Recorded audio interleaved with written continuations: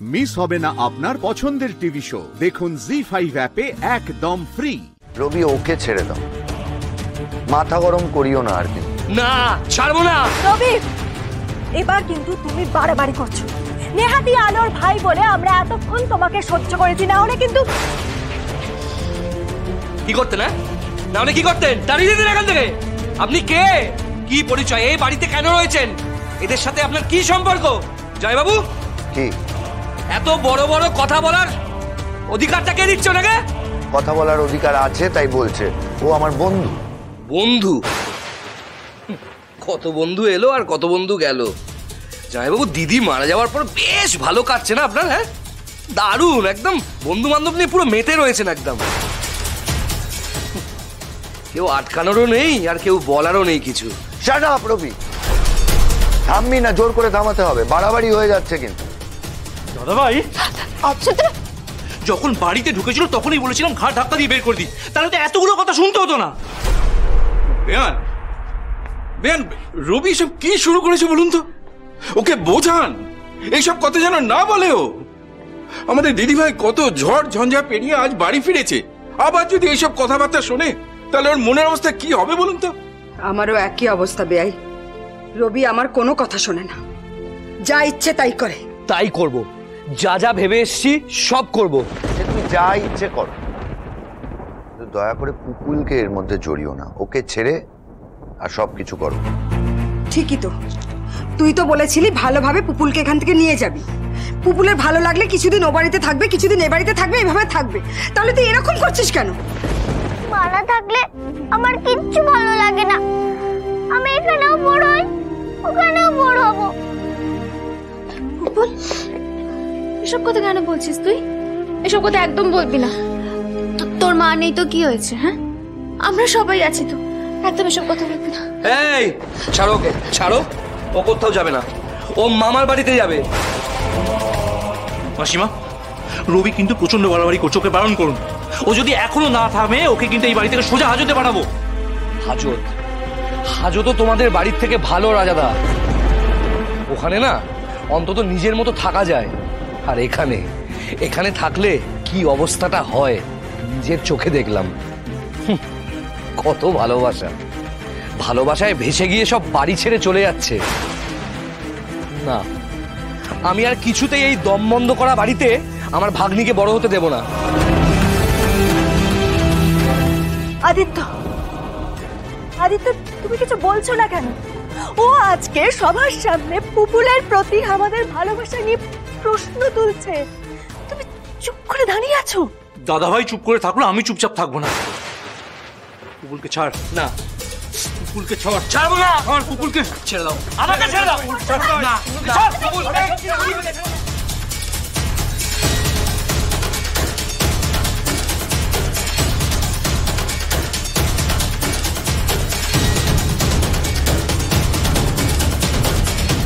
কি করছিস কি তোরা? দিদিভাই লেগে যাবে তো, থামাও না ওদের। রাজা, রাজা শান্ত, শান্ত হ। এরকম মারপিট করে হবে না, হবে না। শোন, ওকে বোঝা, বুঝিয়ে ব্যাপারটা মীমাংসা কর। এইভাবে মীমাংসা হয় না বাবা। সবাই মুখের কথায় বোঝে না, কেউ কেউ হাতের কথাতে বোঝে।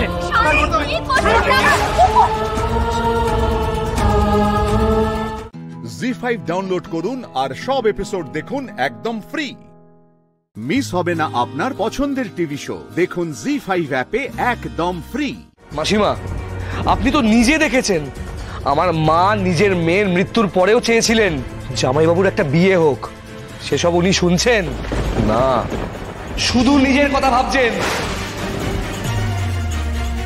আর আমার ভাগ্নিটার ভবিষ্যৎ জলে ফেলে দিয়েছেন।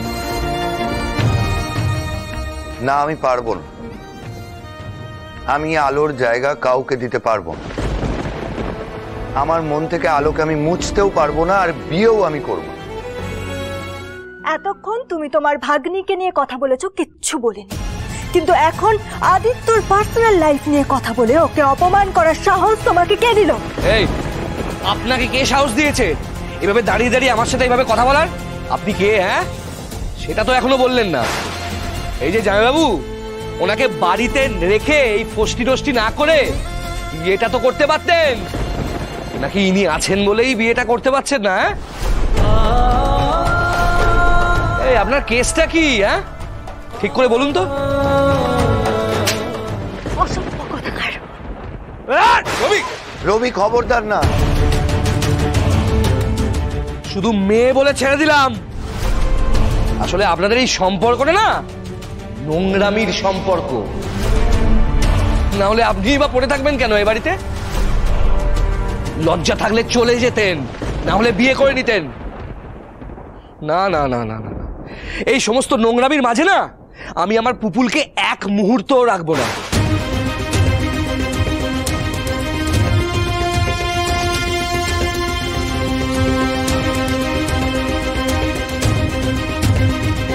কি রে দাদা ভাই, এত অপমান সহ্য করে তুই দাঁড়িয়ে আছিস চুপচাপ? তুই কি মানুষ? রাজা, মা থাক, আমি আর কিচ্ছু শুনতে চাই না। রবি এভাবে আমাদের সামনে এসে বড় বড় কথা বলছে, কারণ দোষ আমার, সব দোষ আমার। এই অভ্র, দিদি ভাইকে একটু বাগানে নিয়ে যাও না, আমার কিছু কথা আছে। হ্যাঁ হ্যাঁ পুপুল, চলো আমি তোমাকে ওই আঙুল দিয়ে হ্যান্ডশেক করা খেলাটা ওইটা শেখাবো। চলো। রাধা,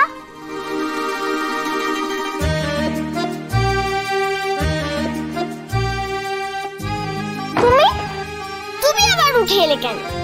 এই তো তোমাকে দেখতে এসেছি। তুমি ঠিক আছো তো পুপুল? হ্যাঁ, আমি তো ঠিক আছি, কিন্তু দেখো ওরা ঠিক নেই। ওরা আমাকে নিয়ে যাবে বলে তাই সবাই ঝগড়া করছে। তুমি ওদেরকে বলে দাও না যে তুমি যাবে না, তাহলে দেখবে সবার ঝগড়া স্টপ হয়ে যাবে।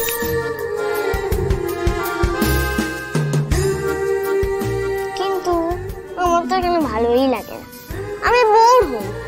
আমি এসে গেছি তো, তুমি আর বড় হবে না। আমি তোমার সাথে খেলবো, আমি তোমার সাথে কার্টুন দেখবো, আমি তোমার সাথে ড্রয়িংও করবো, সাথে আমি তোমার সাথে পড়াশোনা করবো। হয়েছে? হ্যাঁ হয়েছে। তাহলে আমি মামাকে বলে দিই। ও মামা, আমি যাব না, আমি এখানেই থাকবো। জি5 ডাউনলোড করুন আর সব এপিসোড দেখুন একদম ফ্রি। পুরো এপিসোড দেখতে জি5 অ্যাপ এখনই ডাউনলোড করুন। নোপিয়া পাওয়ার লিফটার, ওয়েট লিফটার, বাপরে কিভাবে ইন্টারেস্টটা হলো, ডেভেলপ করলো কিভাবে? ছোটবেলা থেকেই খেলাধুলার সাথে জড়িত। আগে ছোটবেলায় ব্যাডমিন্টন খেলতাম, যোগা করতাম, সেখান থেকে ধীরে ধীরে জিমে জয়েন করা। জিমে আসার পর থেকে আস্তে আস্তে জিমের যে জিম রিলেটেড যে স্পোর্টস হয়, gym is not only for body building, এটা আমার জানা। তো জিম রিলেটেড যে স্পোর্টস মেনলি হচ্ছে power lifting and Olympic weight lifting and one more thing is kettlebell. তো ওটাও এক ধরনের স্পোর্টস। তো এগুলোর সাথে পরিচিত হওয়া বিভিন্ন কোচের মাধ্যমে, তো সেখান থেকে আস্তে আস্তে district, state level, national level খেলা। তুমি কি ভেবেছিলে এটাকে প্রফেশন? জিমে তো সবাই যায়, এক্সারসাইজ তো সবাই করছে, কিন্তু সেটাকে প্রফেশন হিসেবে নেওয়া বা ইন্টারন্যাশনালি তুমি অ্যাক্লেমড হয়ে গেছো, ইন্টারন্যাশনালি তুমি পার্টিসিপেট করেছো, এই জায়গায় কি করে পৌঁছালে? ওটা তো কোচের মাধ্যমে পৌঁছেছি, কিন্তু এটা নিয়ে আমাকে স্টাডিও করতে হয়েছে। আমি মাস্টার ডিগ্রি কমপ্লিট করেছি স্পোর্টস সায়েন্স অ্যান্ড নিউট্রিশন নিয়ে। তো আফটার দ্যাট আমি জয়েন করি অ্যাজ আ ফিটনেস ট্রেনার হিসাবে।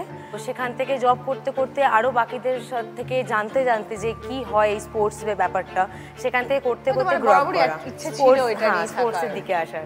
তো ওখান থেকে আস্তে আস্তে পাওয়ার লিফটিং খেলতে খেলতে ন্যাশনাল লেভেল যাওয়ার পর আস্তে আস্তে অলিম্পিক ওয়েট লিফটিং কাকে বলে সেটার ব্যাপারে জানা। দুটো পুরো আলাদা। পাওয়ার লিফটিং পুরোটাই হচ্ছে আপনার স্ট্রেংথের ওপর squat, bench, deadlift, like heaviest weight lift করার মধ্যে পড়ে।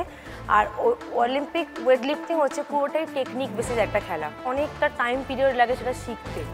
তো যেটার মধ্যে আমি এখনো সেই রাস্তাতে এখনো চলছি। এই যে মেডেলসগুলো পেয়েছো, কোত্থেকে পেয়েছো? যার মধ্যে দেখুন, এটা হচ্ছে আমার, এটা আমি স্টেট চ্যাম্পিয়নশিপে পেয়েছিলাম গোল্ড। ওয়েস্ট বেঙ্গলকে, ওয়েস্ট বেঙ্গল রিপ্রেজেন্ট করেছো। ওকে, হ্যাঁ, এটা হচ্ছে অল বেঙ্গল প্লাস জোনাল। আচ্ছা, সেটাতে গোল্ড পেয়েছিলাম। বাহ, এগুলো সবই তো পাওয়ার লিফটিং এ? এই দুটোই হচ্ছে পাওয়ার লিফটিং এ। আচ্ছা, এটা পেয়েছিলাম ডিস্ট্রিক্টে ওয়েট লিফটিং এ। এটা হচ্ছে আমার first medal Olympic weight lifting এ। ওকে, খেলো ইন্ডিয়া বলে যেটা ইন্ডিয়ার যে গেম হয়, সেখানে আমি ব্রোঞ্জ পেয়েছিলাম। সেটা হচ্ছে আমার এটা। Very good. আর এরকম আরো অনেক আছে।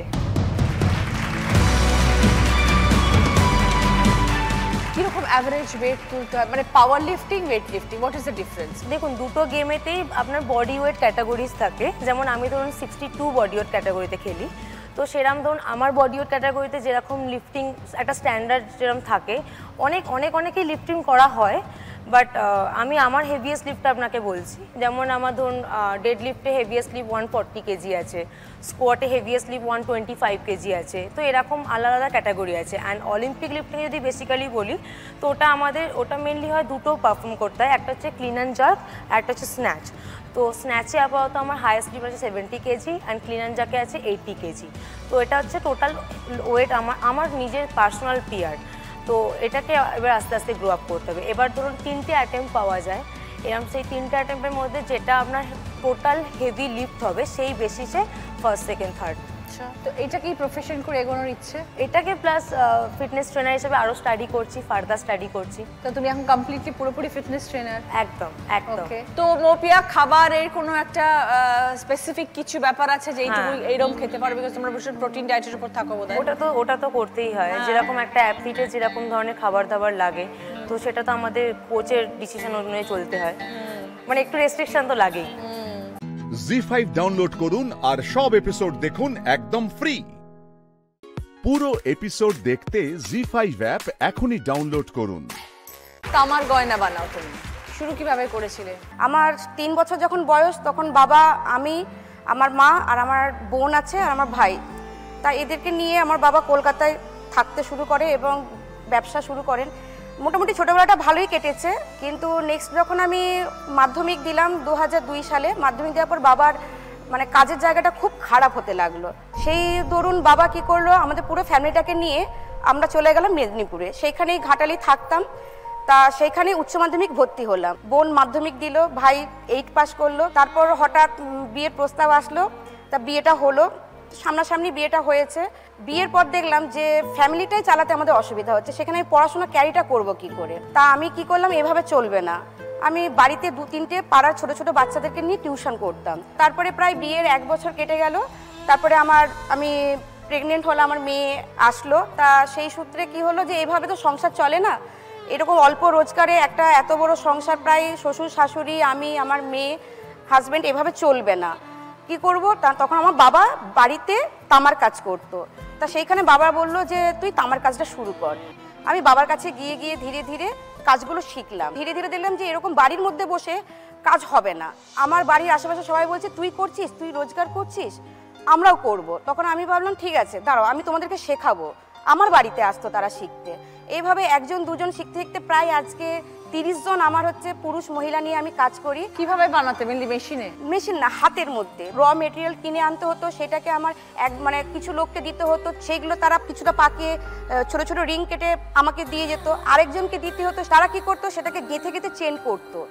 এইভাবে করে আরেক কিছু দলকে দিতাম, সেগুলোকে ঝালতে, একটা জিনিসটা আনতে গেলে সেগুলোকে ঝালতে হবে। দেখাও কিরকম ব্যাপারটা। এইগুলো হচ্ছে ছোট ছোট এগুলো হচ্ছে চেন। এইগুলোকে একটা বড় বাতার মধ্যে আটকানো হয় প্রথমে, তারপর এর মধ্যে ছোট ছোট বলগুলোকে লাগানো হয়। এর জন্য আমার কর্মচারী আছে, তারা বলগুলোকে লাগিয়ে দিত। তারপরে সেইগুলোকে আরেক কর্মচারী কি করতো, সেগুলোকে ঝেলে দিত। এইটা কিন্তু আজকে এরকম না, এটার পেছনে নেই করে অন্তত 10 দিন টাইম লেগেছে। তারপর এরকম হয়েছে, সেটাকে নিয়ে এসে পালিশ করেছি, পালিশ টালিশ করে তবে এই জায়গাটায় এসে দাঁড়িয়েছে। এর অনেক রকম ভ্যারাইটিস আছে, অনেক রকম চন্দ্রমুখী চেন আছে, ফ্যান্সি চেন আছে। এক্সপোর্ট করি হচ্ছে বাইরে, নেপাল, চেন্নাই, ব্যাঙ্গালোর। তবে এইগুলো করতে গেলে অনেক পরিশ্রম করতে হয়। বাড়িতে এনে এগুলোকে ঠিকঠাক হয়েছে কিনা সেগুলোকে স্কুটনি করতে হয় বাড়িতে বসে বসে। আমার হাজব্যান্ড, আমি, আমার মেয়ে, আমরা 3 জন মিলে বাড়িতে বসে বসে দেখতাম কোথায় বল খুলে গেছে। রিপেয়ার করে সেগুলোকে ভালো করে পালিশ করে বড় বড় প্যাকেজিং বাক্সর মধ্যে পুরে সেগুলোকে কত ওয়েট, প্রায় এক একটা নিয়ে করে 50 থেকে 60 কেজি ওজন হতো। পার্সেল অফিসে গিয়ে সেগুলোকে পার্সেল করতাম। তা মোটামুটি এই ব্যবসাটা আজ গিয়ে দাঁড়িয়েছে প্রায় 17 বছর।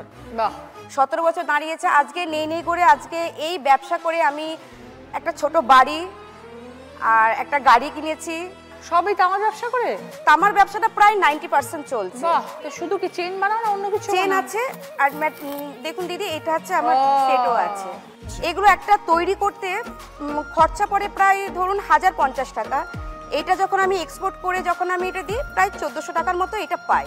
তো এরকম অনেকগুলোকে আমাদের করতে হয়। এর সঙ্গে কানের আছে, এর সঙ্গে বিভিন্ন রকম সব কিছু, মানে একটা জুয়েলারি সেট যেরকম হয় সেরকম। আজকে মোটামুটি আমার মেয়ে 18 বছর এই জগৎটা চলছে, জানি না কত দূরে কত, তবে চেষ্টা করছি যাতে এটাই আমার একদম শেষ অবধি চলে।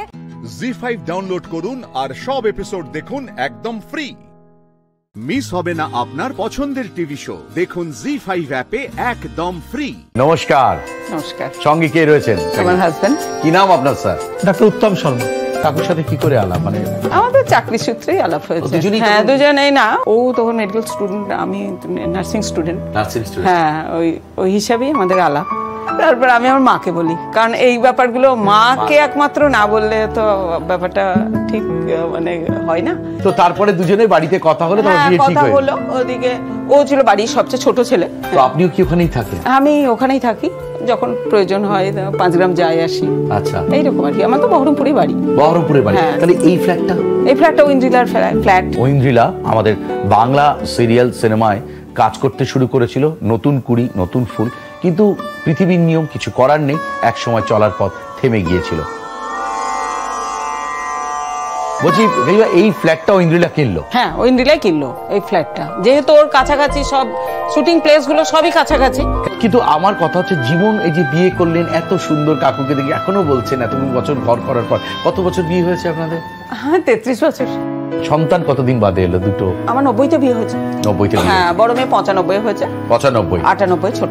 একদম। তারপরে শারীরিক ভাবে কোনো গন্ডগোল আপনার? আমার হলো 2007 সালে। আমি বোথ ওভারি ক্যান্সারে আক্রান্ত হলাম। দিয়ে আমরা সঙ্গে সঙ্গে ইয়েতে এলাম, কলকাতায়। কলকাতায় ওর এক স্যার অপারেশন করলো। তখন ও স্যারকে বললো, স্যার এরকম আপনি একজন অঙ্ক সার্জন নিয়ে নামুন। স্যার আমার সামনেই বললো, তুমি একটু বেশি ভাবছো, সাউন্ডের কিচ্ছু হবে না, কিচ্ছু নাই, আমি করে দেবো ওটি সমস্ত। ওটি করতে গিয়ে যখন অ্যাবডোমেন ওপেন করলো, তখন আমার মেটাস্টেসিস হয়ে গেছে।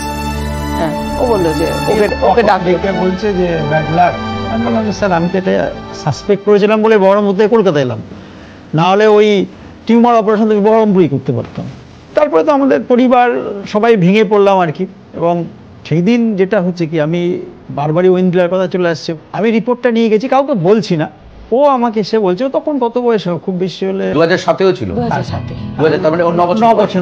ও এসে আমাকে বলছে, বাবা মায়ের কি ক্যান্সার হয়েছে? একদম এই ল্যাঙ্গুয়েজটা আমার একদম মনে আছে। ঐন্দ্রিলা দিয়ে বলি, বাবা তুই বললি কেন? বলছে, না তোমাকে দেখে মনে হচ্ছে। হ্যাঁ, দিয়ে তখন আর তো কি করবো, ওকে জড়িয়ে ধরে আমি কেঁদে ফেললাম।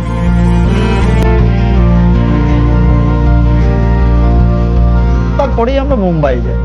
আমরা আস্তে আস্তে একটা মানুষের জীবনের এত বড় বিপদের গল্প তাড়িয়ে তাড়িয়ে উপভোগ করলাম না, আমরা আপনার মনোবল বাড়ানোর জন্য একটা গল্প শোনালাম।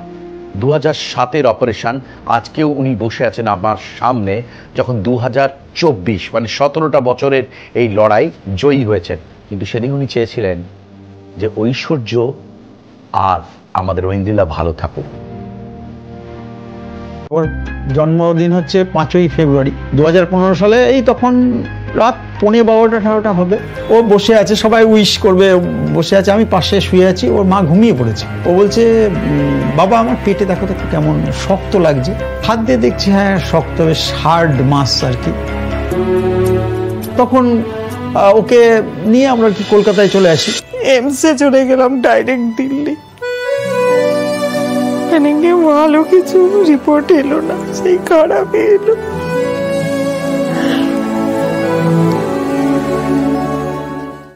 জি5 ডাউনলোড করুন আর সব এপিসোড দেখুন একদম ফ্রি। মিস হবে না আপনার পছন্দের টিভি শো, দেখুন জি5 অ্যাপে একদম ফ্রি। তোর বাপি জোর করেছে না আমার থেকে দূরে সরে যাওয়ার জন্য? নীল প্লিজ, বাপির সম্পর্কে কোনো কথা অ্যাটলিস্ট আমি তোমার কাছ থেকে শুনবো না। কেন নিজেকে কষ্ট দিচ্ছ? আমি জানি এই কঠিন কথাগুলো বলতে তুমি নিজেকে সব থেকে বেশি কষ্ট দিচ্ছ। তুমি বলতে চাইছো না, কিন্তু তাও বলছো। তুমি কি জানো কালকে তুমি যখন আমার সঙ্গে কথা বলছিলে তোমাকে কেমন লাগছিল? সেই প্রথম দিকের মতো, যখন তোমার সব কথায় ভালোবাসা উপচে পড়তো আর তুমি প্রাণপণে চেষ্টা করতে সেই ভালোবাসা লুকোতে, কিন্তু পারতে না। আমি কালকে তোমাকে ঠিক সেরকম লাগছিল। তুমি আমাকে ভালোবাসো মেঘ। বাসতাম, সেটা তো আমি অস্বীকার করছি না, আর এটাও অস্বীকার করছি না যে কাল ওই পুরনো স্মৃতিতে আমি দুর্বল হয়ে পড়েছিলাম। কিন্তু কি বলতো, বাস্তব যে আলাদা সেটা আমার ঠিক সময় মনে এসেছে।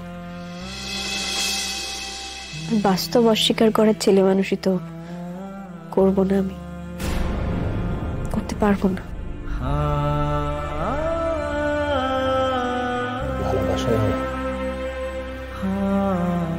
নীল, এই প্রশ্নটা আজ অবান্তর।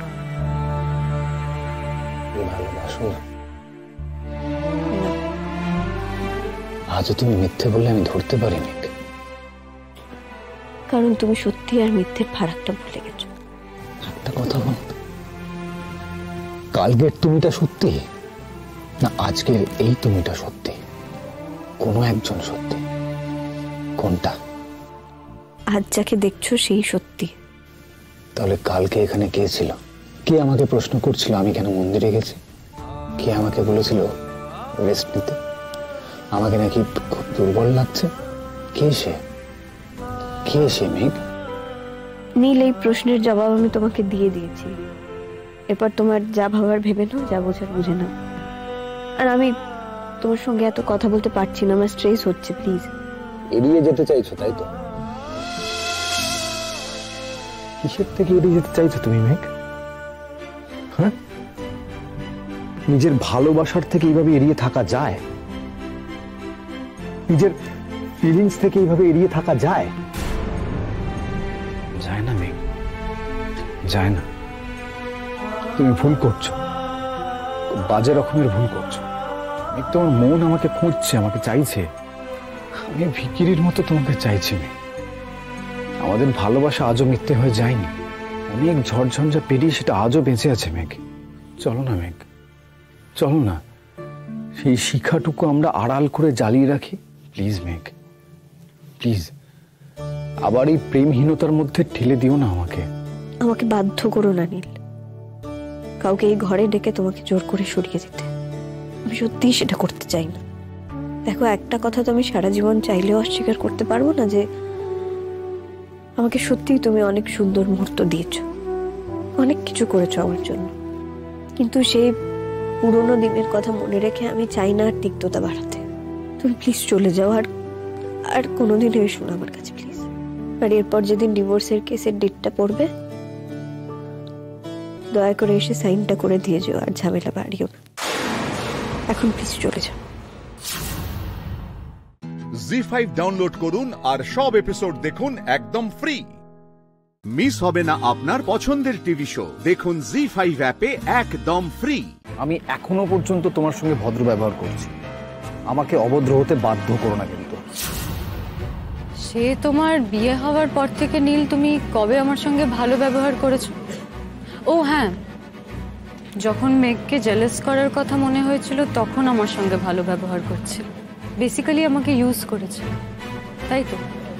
আমিও কিরম বোকা দেখো, আমি সেগুলোকেই সত্যি ভেবেছিলাম, সত্যি সত্যি ভেবেছিলাম তুমি আমাকে বিয়ে করবে।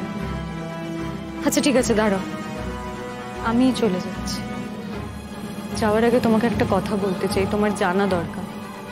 এই যে মেঘ তোমাকে আজ রিফিউজ করেছে, সেটার জন্য তুমি শুধু মেঘকে দোষ দিও না। বাবি চায় না তুমি আর ওর লাইফে থাকো, তাই মেঘ এটা করেছে। বাবি বাধ্য করেছে মেঘকে এটা করতে। Thanks for your valuable information Mayuri. এটা তুমি না বললেও আমি জানতাম। নীল প্লিজ আমার কথাটা শোনো। আমাকে ইরিটেট করছো কেন? এবার তোমার কি দরকার, কি চাও তুমি? কেন তোমার কাছে কিছু চাইলে কি তুমি সেটা আমাকে দেবে? আমরা সবাই জীবনে কোনো না কোনো সময় ভুল করে ফেলি, বাড়াবাড়ি করে ফেলি। তুমি করনি কখনো, আমি করিনি, আমরা সবাই তো করেছি। আমার মনে হয় আমাদের সবার জীবনেই এরকম একটা মোমেন্ট আসে, যে মোমেন্টে আমাদের নিজেদের উপর কন্ট্রোল থাকে না, আমরা কন্ট্রোল করতে পারি না নিজেদেরকে। আমরা কি করছি, কি বলছি, কিছুর হুঁশ থাকে না। তা সেটাই হয়তো মেঘের সঙ্গে হয়েছে। ওরও একটা ভুল না হয়েছে, তাতে কি হয়েছে? হ্যাঁ আমি মানছি, ও একটা ছোটখাটো সেলিব্রিটি হয়ে গেছে বলে ওর এই কেসটা নিয়ে তো হই হই হয়েছে। কিন্তু কি বলো তো নীল, কি দরকার আছে তাতে এত এত ওয়ারিড হওয়ার? ও একটা ভুল করেছে করেছে, দুদিন পর তো লোকে ভুলেই যেত। কি দরকার ছিল মেঘের এই সুইসাইডের নাটক? ময়ূরী, মাইন্ড ইওর ওয়ার্ডস। তুমি ছিলে না ওখানে? ছিলে তো। তুমি কিছু দেখোনি? মনে আছে নাকি যেটা দেখেছিলে সেটা অস্বীকার করতে চাইছো? কোনটা? তুমি দেখোনি ওখানে মেঘ কি অবস্থায় ছিল, কিরম মাতলামি করছিল সেটা তুমি দেখোনি? জিষ্ণুর গায়ে ঢলাঢলি করছিল সেটাও দেখোনি? ওর জামা অবধি নিজের জায়গায় ছিল না, শাড়িটা এদিক ওদিক হয়ে গেছিল, ও আর জিষ্ণু এনজয় করছিল একসঙ্গে। আমরা ওখানে না পৌঁছালে কে জানে ওরা আর কত দূর এগোতো। তার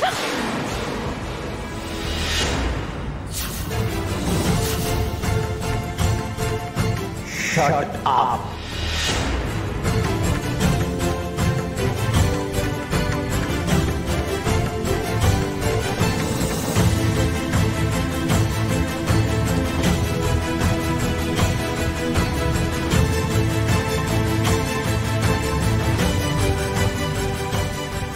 আমাকে মারো আর যাই করো নীল, মেঘের কাছে তোমার যাওয়া বন্ধ হয়ে গেছে। ভাবি তোমাকে আর ওর দিকে ঘেঁষতে দেবে না। কি করবে তুমি? হ্যাঁ, একদিকে মেঘের সঙ্গে তোমার দূরত্ব বাড়বে আর আমি তোমার কানে আরো এসব কথা ঢোকাবো। না তোমাকে না মেঘকে, কাউকে আমি শান্তিতে থাকতে দেব না। জি5 ডাউনলোড করুন আর সব এপিসোড দেখুন একদম ফ্রি। মিস হবে না আপনার পছন্দের টিভি শো, দেখুন জি5 অ্যাপে একদম ফ্রি। আচ্ছা মিস্টার মুখার্জি, ওই সেদিন রাতে রিসোর্ট থেকে কৌশিকী মুখার্জিকে যখন সবাই হাসপাতালে নিয়ে যান, তখন আপনি কোথায় ছিলেন? আমি আমার রুমে ছিলাম। কেন? আপনার প্রিয় ভাইজির এই অবস্থা আর আপনি রুমে ছিলেন কেন? আমি ওই অবস্থায় কৌশিকীকে দেখে অসুস্থ হয়ে পড়েছিলাম। কোন রকমে টলতে আমি ঘরে গেছিলাম। সেখানে গিয়ে আমি বিপি আর অ্যান্টি অ্যাংজাইটির ওষুধ খাই। তারপর আমি মেন্টালি কিছুটা সেটেলড হলে আমি নিজেই গাড়িতে ড্রাইভ করে আমি ওখানে বেরিয়ে আসি। শুনলে? হ্যাঁ শুনলাম। এবার তুমি ওনাকে ওই রিভলভারের প্রশ্নটা নিয়ে চার্জ করো। কেন বলতো? বারবার এই কথাটা কেন বলছো? চিরঞ্জিত, তোমাকে যেটা করতে বলা হচ্ছে প্লিজ সেটা করো, বেশি প্রশ্ন করো না। আর তুমি ওনাকে জিজ্ঞাসাবাদ করছো অন মাই বিহাফ, বুঝতে পেরেছো? কিন্তু এখানে সিনিয়র আছেন। তোমাকে যেটা করতে বলছি সেটা করো প্লিজ চিরঞ্জিত, প্রশ্নটা করো। স্যার যদি কিছু বলেন? স্যার বললে বলবেন চিরঞ্জিত, তুমি তোমার প্রশ্নটা প্লিজ করো।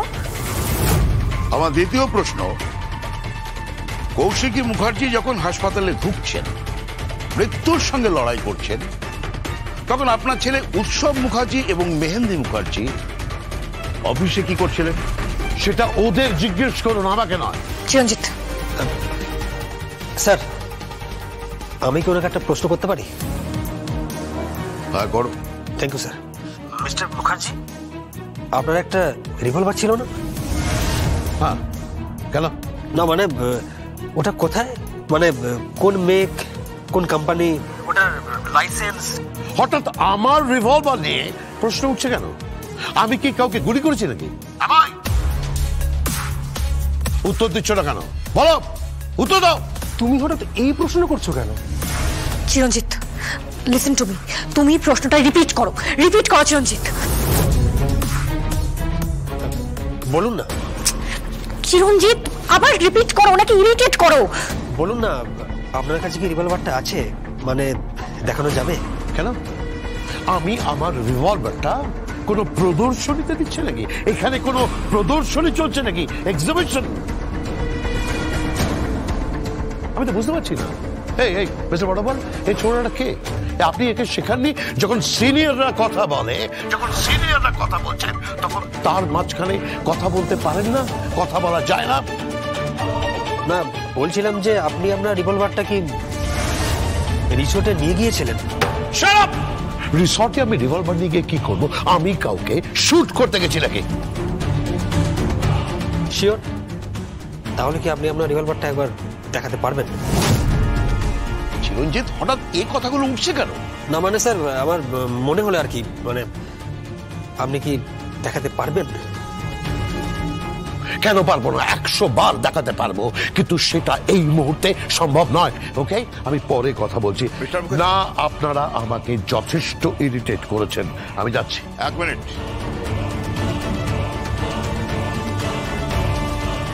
কি কথাটা যখন উঠলো তখন আমরা একবার ওই রিভলভারটা দেখতে যাব। জি5 ডাউনলোড করুন আর সব এপিসোড দেখুন একদম ফ্রি। মিস হবে না আপনার পছন্দের টিভি শো, দেখুন জি5 অ্যাপে একদম ফ্রি। বলুন মিস্টার বটপাল, আপনি কি জানতে চান? বসুন।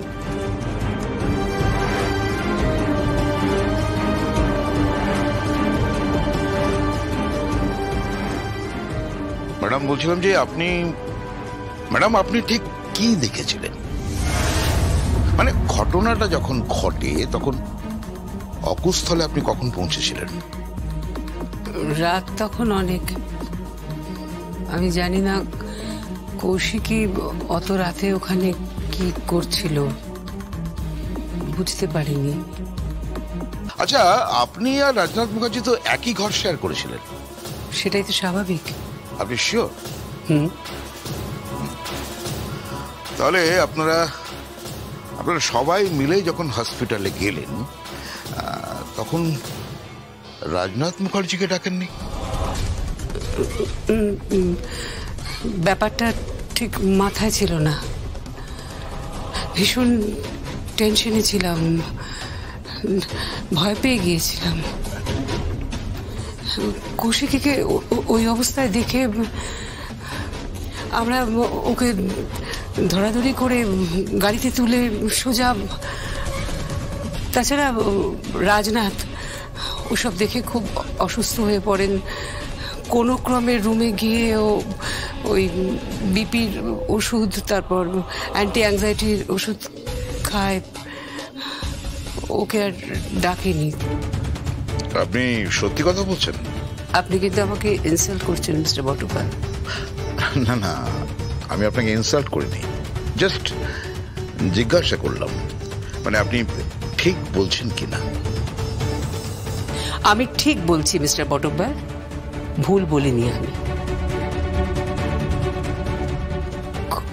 কৌশিকের যে কি হলো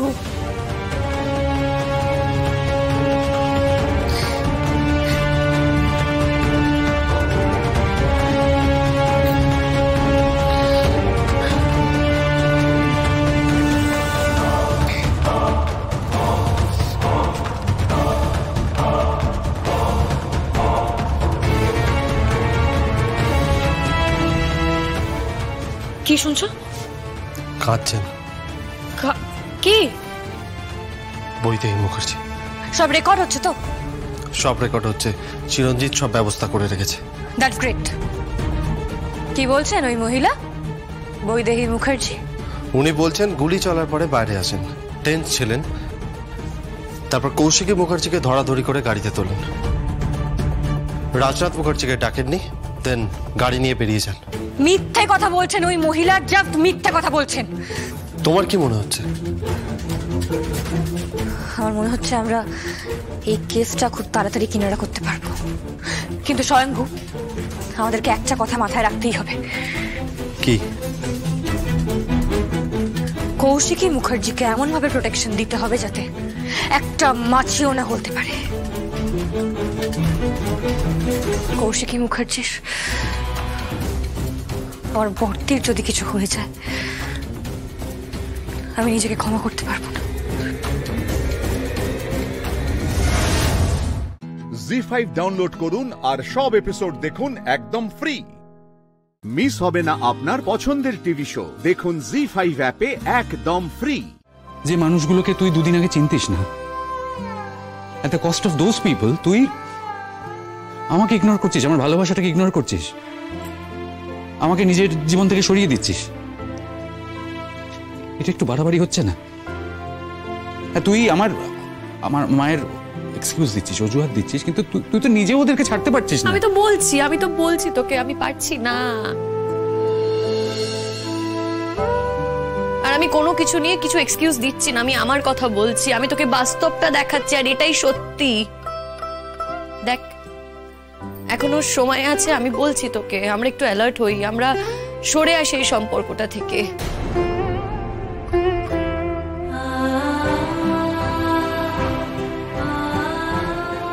তুই বরঞ্চ একটা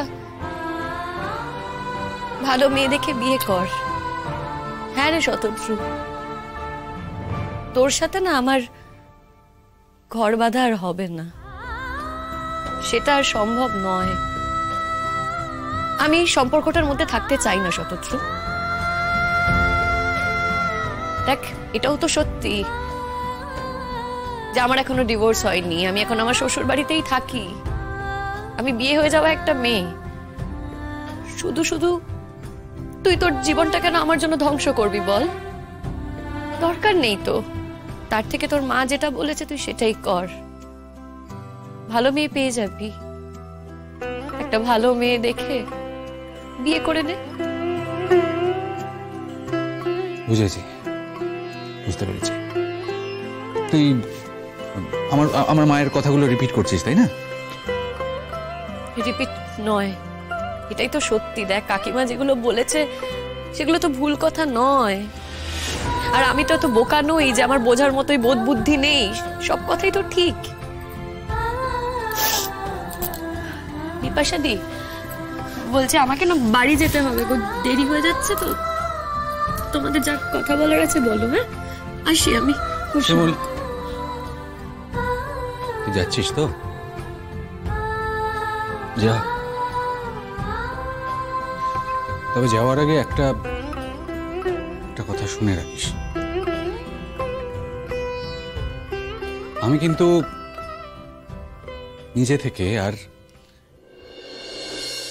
কোনোদিনও তোর কাছে ফিরবো না।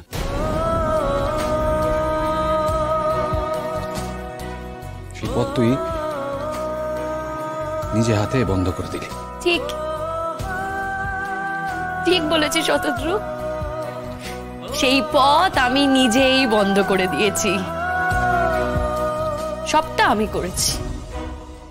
তুই যদি এটা মনে করে শান্তি পাস তাহলে শান্তি পা। আমি এই সম্পর্ক থেকে সরে এসেছি, আমি আমি আমি তাই। ভালো থাকিস। আসি।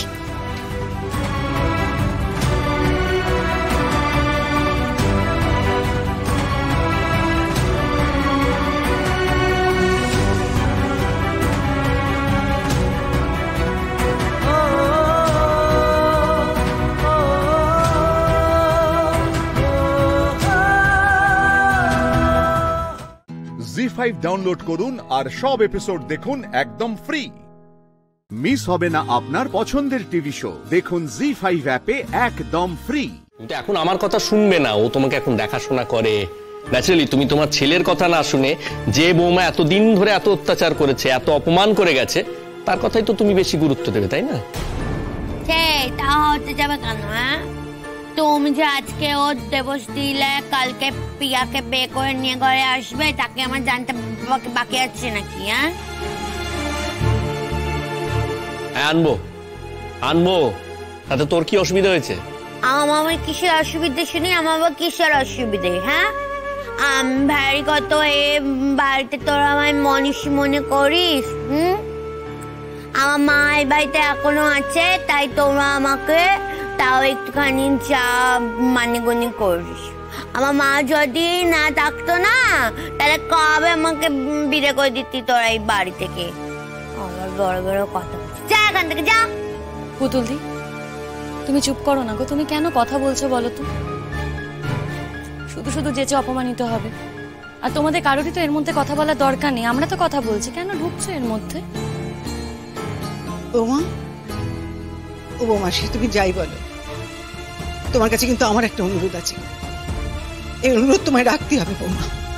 দেখো, ও যদি প্রিয়াকে বিয়ে করে না, ওর জীবনটা কিন্তু প্রিয়া একেবারে শেষ করে দেবে, আমি তোমায় বলে দিলাম।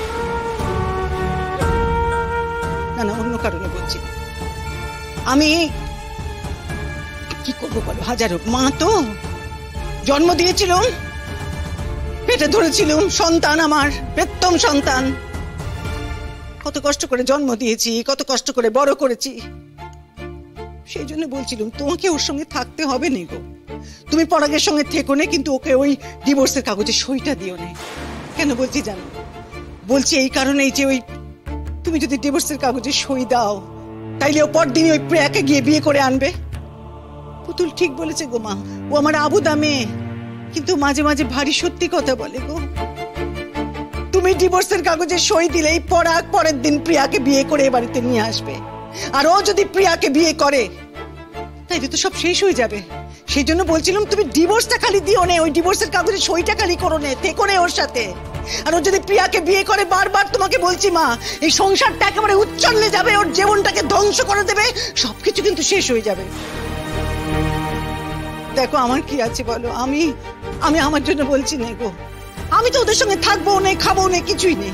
মা, তোমার ছেলের জীবন উচ্ছন্নে যাবে বলে আমি এই সম্পর্কে সুতো বজায় রাখবো, সেটা তো হতে পারে না।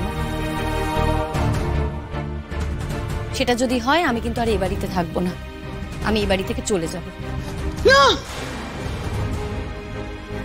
বৌমা, বৌমা গো, এমন করে এত কঠিন কথাটা বলুন না। দেখো এই কথাটা তো ঠিক যে আমরা তোমার ভরসাতে বেঁচে আছি গো। দেখো না, দেখো এই দুই ছেলেকে বড় করলুম, দুটোই অপকণ্ড তৈরি হয়েছে, দুটোই। ভাগ্যিস তুমি এসেছিলে, তাই জানতে পারলুম। তুমি এলে বলে তো বুঝলুম গো বৌমা, নইলে সারাটা জীবন ওই মুখের সঙ্গেই বাস করতে হতো। জি5 ডাউনলোড করুন আর সব এপিসোড দেখুন একদম ফ্রি। মিস হবে না আপনার পছন্দের টিভি শো, দেখুন জি5 অ্যাপে একদম ফ্রি। আমি আমার ব্যক্তিগত জীবনে কাউকে হুটহাট করে ঢুকতে অ্যালাউ করি না, ইন্টারফেয়ার করতে অ্যালাউ করি না। বোঝাতে পারছি? আর শুধুমাত্র আমার ঘর বলে নয়, আমার জীবনের যে কোনো ছোটখাটো সিদ্ধান্তের ব্যাপারেও আমি কারো ইন্টারফারেন্স পছন্দ করি না।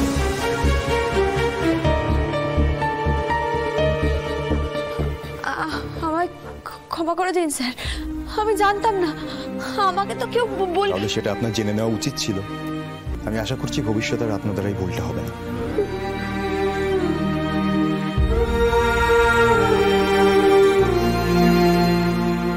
হে মহেশ্বর, যে মানুষটা অত বড় বিপদের সময় আমাকে রক্ষা করেছে, আমাকে বাঁচিয়েছে, আজ আমি সেই মানুষটাকে এতটা রাগিয়ে দিলাম।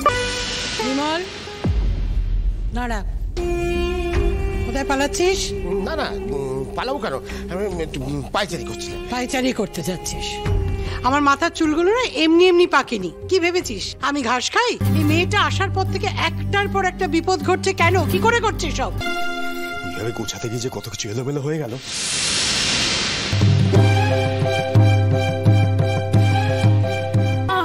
আপনি ওদের কিছু বলবেন না, ওরা কিছু করেনি, সব দোষ আমারই তো আগে জেনে নেওয়া উচিত। একদম চুপ করো। কেন এত বোকা মেয়ে বলো তো তুমি? সবার দোষ নিজের ঘাড়ে নিতে চাও। শ্যামলী, শ্যামলী, আমার ডাকছে আমাকে, আমি যাবো না। আরে বাবা, গিয়ে দেখো কেন ডাকছে। তুমি যাও, যাও। না, আমি নিশ্চয়ই কোনো গন্ডগোল পাকিয়েছি, শান্ত মানুষ এতটা রেগে গেছে। আপনাকে আমি এতক্ষণ ধরে ডাকছি, আপনি কোনো রেসপন্স করছেন না কেন? ভুল হয়ে গেছে। আপনি এটা কোথায় পেয়েছেন? কোথায় পেয়েছেন এটা?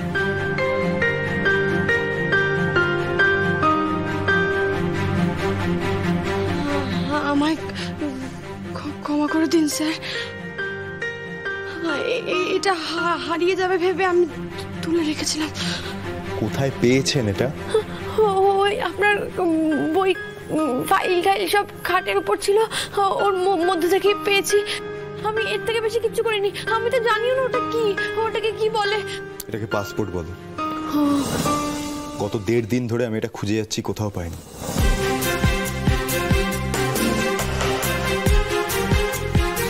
ধন্যবাদ আপনাকে।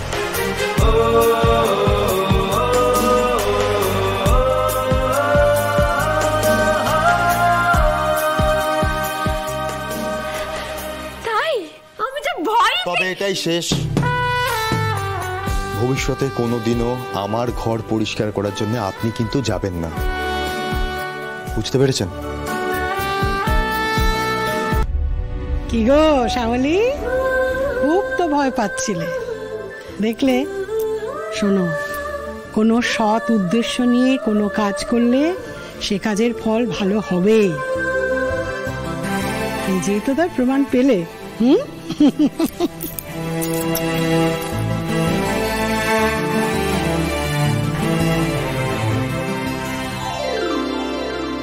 কিন্তু স্যার মানুষটার ভিতর এত রাগ এলো কোথা থেকে? চোখ দেখে তো ওরকম মনে হয় না। কি হয়েছে মানুষটার সাথে? জি5 ডাউনলোড করুন আর সব এপিসোড দেখুন একদম ফ্রি। মিস হবে না আপনার পছন্দের টিভি শো। দেখুন জি5 অ্যাপে একদম ফ্রি।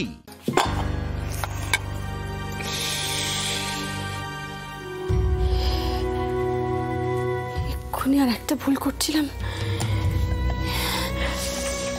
রাত বিরেতে এক্ষুনি সবার ঘুম ভেঙে যেত। না না না, আর কোনো ভুল করা যাবে না। শ্যামলী সাবধান, আর ভুল করা যাবে না। শ্যামলী, তোমার কাজ এখনো শেষ হয়নি? হ্যাঁ, এই হয়ে এসেছে। কেন গো? না না, কিছু না, মানে এমনি আর কি। মানে বলছিলাম যে ওই তখন আমাদের মধ্যে যা হয়েছিল না, সেগুলো কিন্তু তুমি কিছু মনে রেখো না ভাই। হ্যাঁ, মানে দেখো, ভুল বোঝাবুঝি যা হওয়ার ছিল সেগুলো তো সব মিটেই গেছে, তাই না বলো? মানে আমাদেরকে যখন এই বাড়িতে একসাথে থাকতেই হবে, তখন ওই একসাথে মিলেমিশে সব কাজকর্মগুলো করাই ভালো, তাই না? সেটাই তো, সেটাই তো। আমি কিচ্ছু মনে করিনি গো, আমি কিচ্ছু মনে করিনি। একসাথে থাকতে গেলে তো ওরকম একটু হয় না। মানে আমাদেরকে তো একসাথে থাকতে হবে, দল বেঁধে থাকতে হবে, যাতে আমরা একে অন্যের বিপদে একদম ঝাঁপিয়ে পড়তে পারি, তাই না বলো? ঠিক বলেছে, একদম ঠিক। শ্যামলী, বলছিলাম যে তোমার কাছে আমি আজকে একটা সাহায্য চাইতে এসেছি ভাই। বলো না, বলো না। মানে বলছিলাম যে ওই কালকে সকালবেলা না আমরা একটুখানি ওই বুড়ো শিবতলায় বাবার থানে একটুখানি পুজো দিতে যাবো আর কি। তাই কাল সকালবেলাটা তুমি একটু এদিকটা সামলে নিতে পারবে? মানে কালকে না খুব ভালো একটা দিন জানো, আর আমি না বাবার কাছে মানত করে রেখেছিলাম, তাই। ও দিদি, দিদি তোমরা কালকে মহেশ্বরের কাছে পুজো দিতে যাবে? আমাকে নিয়ে চলো না গো, কতদিন আমি আমার মহেশ্বরকে পুজো দিই না, একটু আমাকে নিয়ে চলো না গো। না না, সে কি কথা বলো? মানে তুমি যদি চলে যাও তাহলে এই সমস্ত এত কাজ, ঝাড়া পোছা, এগুলো কে করবে বলো? তুমি চিন্তা করো না, কোনো চিন্তা করো না। আমি সব বাসন কোসন ধুয়ে ফেলেছি। আমি এক্ষুনি সবজিপত্র সব কেটে সব গুছিয়ে রাখছি। কোনো অসুবিধা না না না, তোমাকে এখন এত কাজ কিছু করতে হবে না। এখন কেউ যদি এসে দেখে না এই রাত্রিবেলা তোমাকে জাগিয়ে রেখে কাজ করাচ্ছি, তাহলে সবাই এসে আমাকে ভীষণ বকবে গো। করতে হবে না তোমাকে। তাহলে শ্যামলী, মানে তুমি যখন এত করে চাইছো ওখানে যেতে, তাহলে একটা কাজ করা যেতে পারে। মানে আমরা তাহলে কাক ভোরে উঠে আমরা ওই বাবার থানে পুজো দিতে চলে যাই। তাহলে আমরা পুজোটা দিয়ে আবার বাড়ির সবাই ওঠার আগে সকাল সকাল আমরা চলে আসতে পারবো। ভালো হবে না বলো? খুব ভালো হবে, খুব ভালো হবে, একদম ঠিক। খুব ভালো বুদ্ধি বের করেছো। তাহলে এই সমস্ত কাজ এখন থাক না শ্যামলী, তুমি এখন যাও, গিয়ে শুয়ে পড়ো। কালকে তোমাকে আবার সকাল সকাল উঠতে হবে তো। যাও যাও যাও। না, এগুলো একটু মোছা বাকি। তুমি আরে শ্যামলী, এখানে যা আছে এগুলো সব আমি আজকে সামলে নেব, তুমি রাখো তো এসব। যাও, তুমি কি শুয়ে পড়ো, যাও যাও যাও। দিদি তোমরা খুব ভালো গো, খুব ভালো। যাও যাও যাও।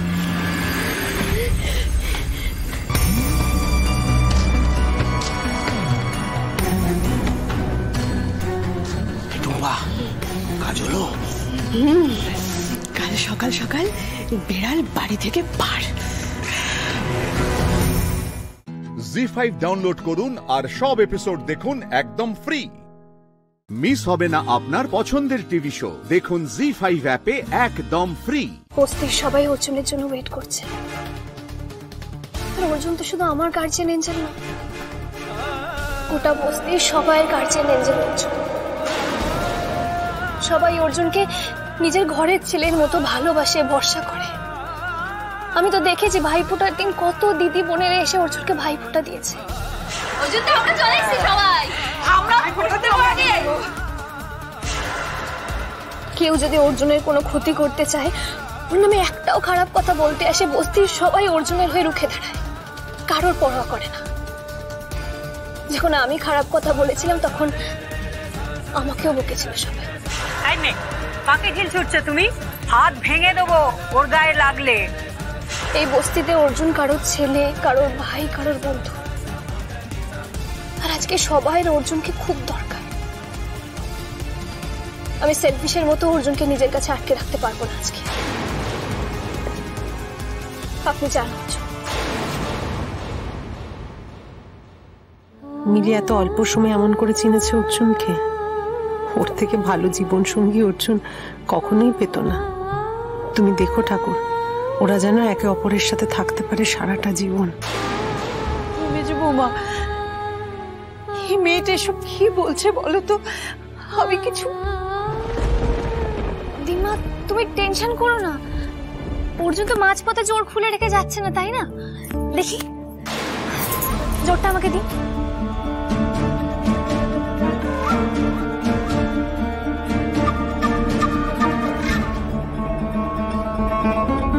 এই যে আমি এটা আমার কাছে যত্ন করে রাখলাম। অর্জুন বস্তির ঝামেলা মিটিয়ে আসলে আবার আমাদের বিয়ে হবে। আপনি লেট করবেন না অর্জুন, যান, এমনিতে অনেক লেট হয়ে গেছে। আর প্লিজ টেক কেয়ার।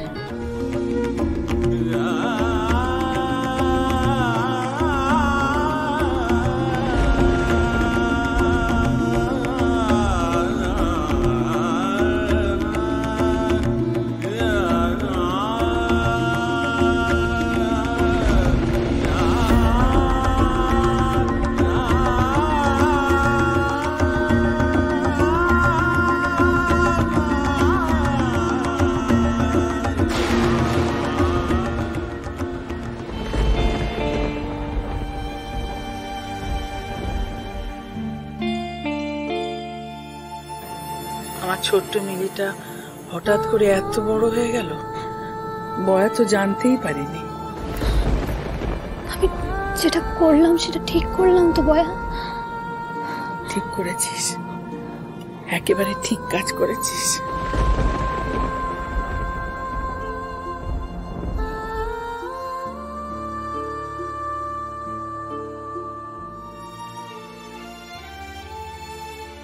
ইস, এই ক্রাইসিসে যদি আমি অর্জুনের পাশে থেকে বস্তির সবার জন্য কিছু একটা করতে পারতাম। জি5 ডাউনলোড করুন আর সব এপিসোড দেখুন একদম ফ্রি। মিস হবে না আপনার পছন্দের টিভি শো। দেখুন জি5 অ্যাপে একদম ফ্রি।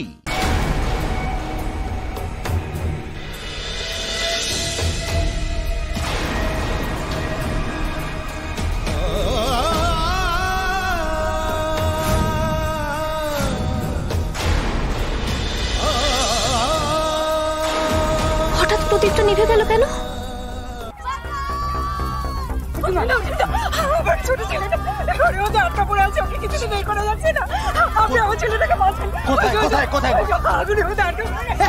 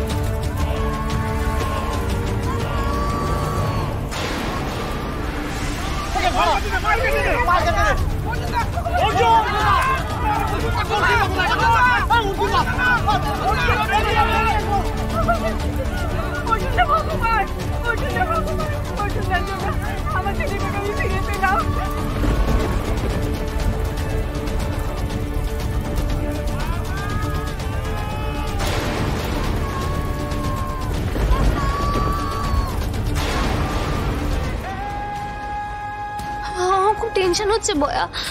অর্জুন এখন এলো না কেন? ওর তো এতক্ষণে ফিরে আসার কথা, ওর কোনো খবর পেলাম না। ওর কোনো ক্ষতি হয়নি তো? আমার তো সবকিছুই ঘেটে যায় বয়া। আমার জন্য অর্জুনের কোনো ক্ষতি হলো না? আমি ভুল করলাম না তো? আমি না অর্জুনের কাছে যাবো বয়া। মিলি শান্ত হ মিলি। আচ্ছা তুই না সকলকে বুঝিয়ে অর্জুনকে পাঠালি, তাহলে তুই এখন অস্থির হলে কি করে চলবে বলতো মা? শান্ত হ। না বয়া, তুমি তো জানো আমার সবকিছু কেটে যায়, শেষ পর্যন্ত সব নষ্ট হয়ে যায়। আমার না খুব ভয় লাগছে। অর্জুনের কোনো ক্ষতি হলো না তো? আমার তো সবসময় এরকম হয়, কিন্তু এবার না আমার নিজের জন্য ভয় লাগছে না বয়া। আমার না অর্জুনের জন্য খুব ভয় লাগছে। এখন তো আমার এই খারাপ ভাগ্যটার সাথে অর্জুনের ভাগ্য জড়িয়ে গেছে। যদি আমার জন্য অর্জুনের কিছু হয় তাহলে আমি কি করবো বয়া? অর্জুনের কোনো ক্ষতি হবে না মিলি, কোনো ক্ষতি হবে না। তুই কি একটা বলতিস না, অর্জুন তোর গার্জিয়ান এঞ্জেল, ব্যাপারটা না উল্টে গেছে। এখন তুই অর্জুনের গার্জিয়ান এঞ্জেল হয়ে গেছিস। তোর কথা ভেবেই তো ও মনে শক্তিটা পেয়েছে, সেই জন্যই তো গেছে বস্তির মানুষগুলোকে বাঁচাতে, তাই না? তুই যদি এভাবে অস্থির হোস তাহলে তো ওর মনোবল ভেঙে পড়বে। মা শান্ত হ মা, দেখবি সব ঠিক হয়ে যাবে।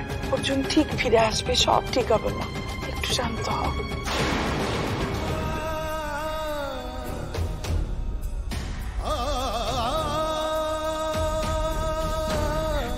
অর্জুন একটা ঘরের মধ্যে আগুনে আটকা পড়েছে, কিছুতেই বার করে যাচ্ছে না।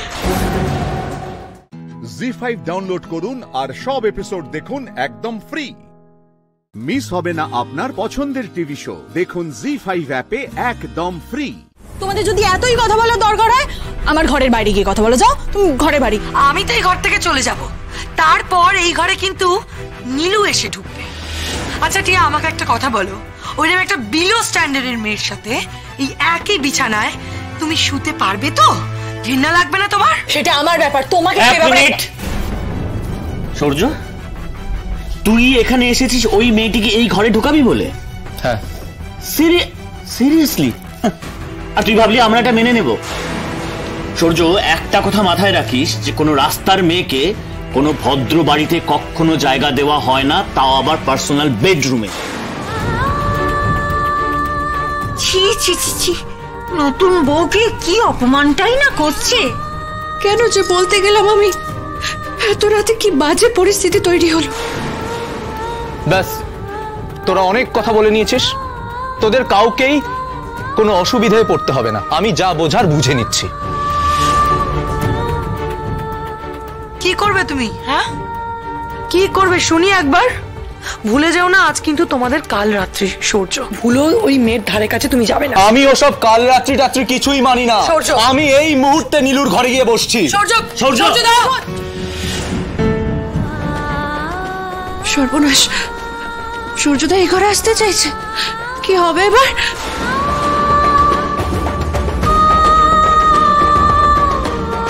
তুমি কি বলছো কি সূর্য? মা জানতে পারলে কি হবে ভেবেছো? তুই কি সব ব্যাপারে স্বেচ্ছাচারিতা করবি এটা ঠিক করেই নিয়েছিস? দেখ, আমি তোদের কাউকেই কোনো এক্সপ্লেনেশন দেব না। আমার যেটা মনে হয় আমি সেটাই করব। এই কেমন ধারা কাণ্ড গো? কোনো নিয়ম আচারের ধারে ধারে না, যে মঙ্গল অমঙ্গলের ভয়ও নেই নাকি? সূর্য, সূর্য,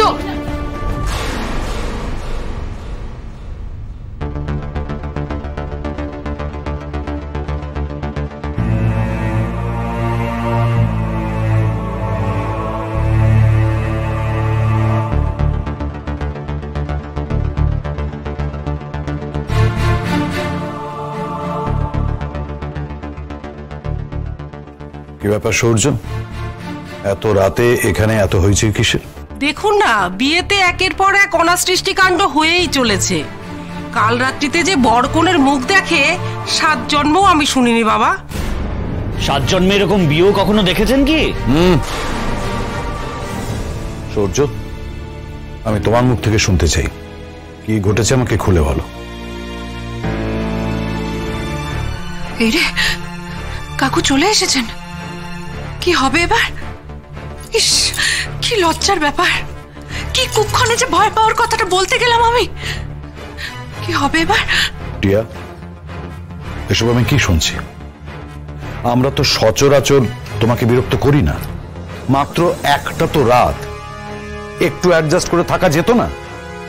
ঠিক আছে, এই নিয়ে আমি আর তোমার সঙ্গে কথা বলতে চাই না। আমি তোমার মাকে ডেকে দিচ্ছি, সেই কথা বলবে। না থাক, এত রাতে মাকে ডাকতে হবে না, মায়ের শরীর খারাপ। পাঠিয়ে দাও ওকে, এই ঘরে পাঠিয়ে দাও।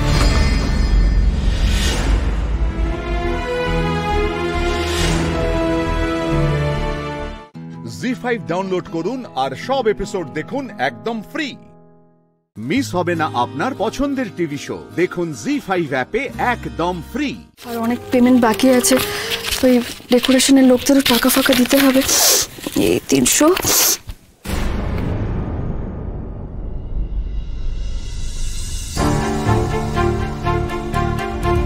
কি এটা? এখন ভারী কাজের জিনিস সেটা।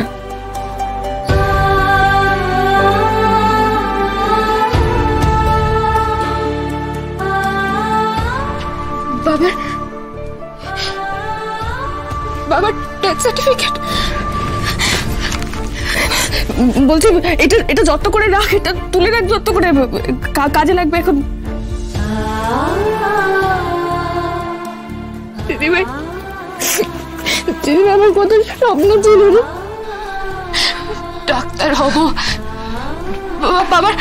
বাবার সব কষ্ট দূর করে দেব, বাবার গর্বে বুকটা ফুলে উঠবে। আমি সুযোগটাই দিল না রে। কত কষ্ট করে পড়াচ্ছিল, আমি স্বপ্ন পূরণটাই করতে পারলাম না। আমরা ভাবি এক আর হয় আর এক। মানুষটার যে শরীরটা এত খারাপ ছিল, আমি কেউ তো সেটা বুঝতে পারিনি। বল, কষ্ট পাচ্ছিল খুব, সেই জন্য ঠাকুর হয়তো নিজের কাছে ডেকে নিলেন। কিন্তু তা বলে তোর স্বপ্ন থেমে থাকলে চলবে না। হ্যাঁ, তো স্বপ্ন পূরণ করতে হবে স্রোত।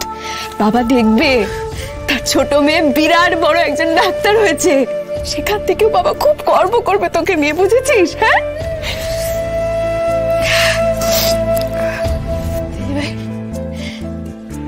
তুই সবাইকে সান্ত্বনা দিচ্ছিস, মনে জোর দিচ্ছিস, আর তোর কষ্টটা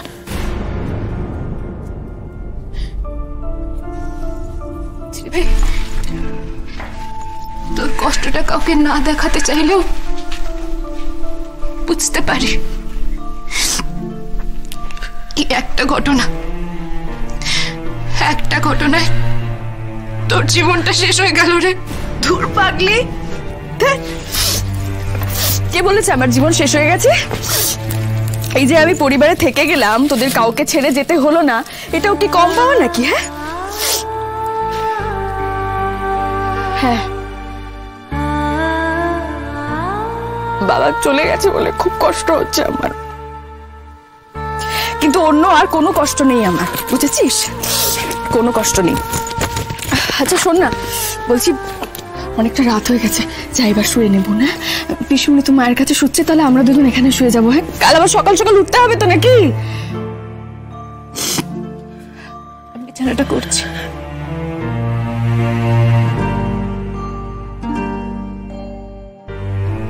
ওদিকে নীলু কি করছে? আজ তো কাল রাত্রি, নীলু একা ঘুমোতে পারে না, তাও আছে না পরিবেশ,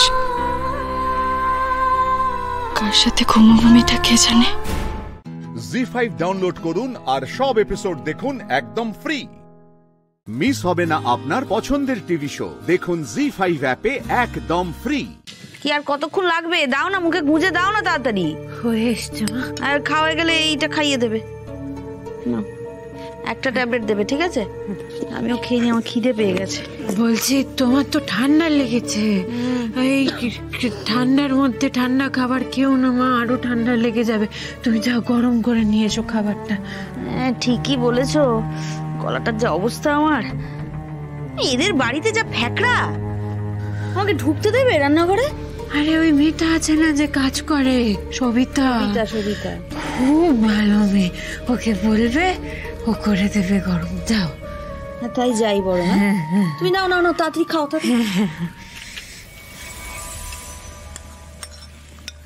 লাস্ট কেন?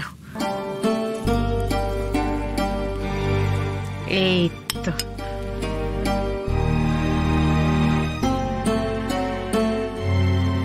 ওষুধ দিয়ে গেছে। যতদিন না মনিকা আন্টির থেকে জানতে পারছি এটা কিসের ওষুধ, আমি কিছুতেই বাবাকে খাওয়াবো না এই ওষুধ।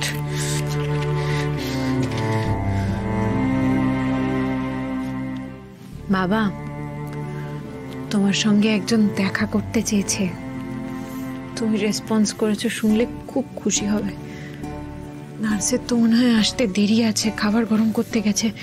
আমি এক্ষুনি একটা ভিডিও কল করি, দাঁড়াও।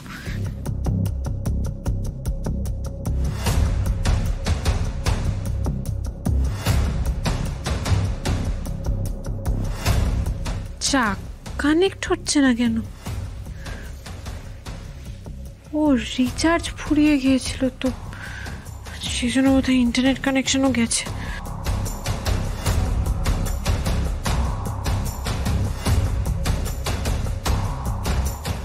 নার্স তো ফোনটা এখানে চার্জে দিয়ে গেছে।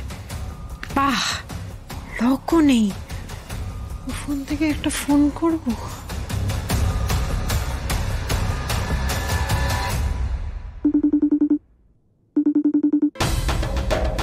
আননোন নাম্বার থেকে আমাকে ভিডিও কল করছে।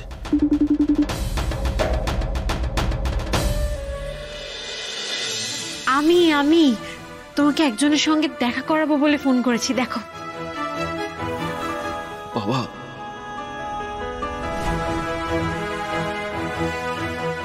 আবার ওষুধগুলো সব শুরু হয়ে গেছে তো। বাবা মনে হয় ওষুধগুলোতে রেসপন্ড করছে। আজকে সকালবেলা যখন আমি কথা বলছিলাম, বাবা আমার কথা সাড়া দেওয়ার চেষ্টা করেছে, জানো। থেকে বড় খুশির খবর তো আর কিছু হতে পারে না। জানো দিদি, তুমি একমাত্র পারবে বাবাকে সামলে রাখতে, আমি জানি সেটা। প্লিজ সামলে রাখো।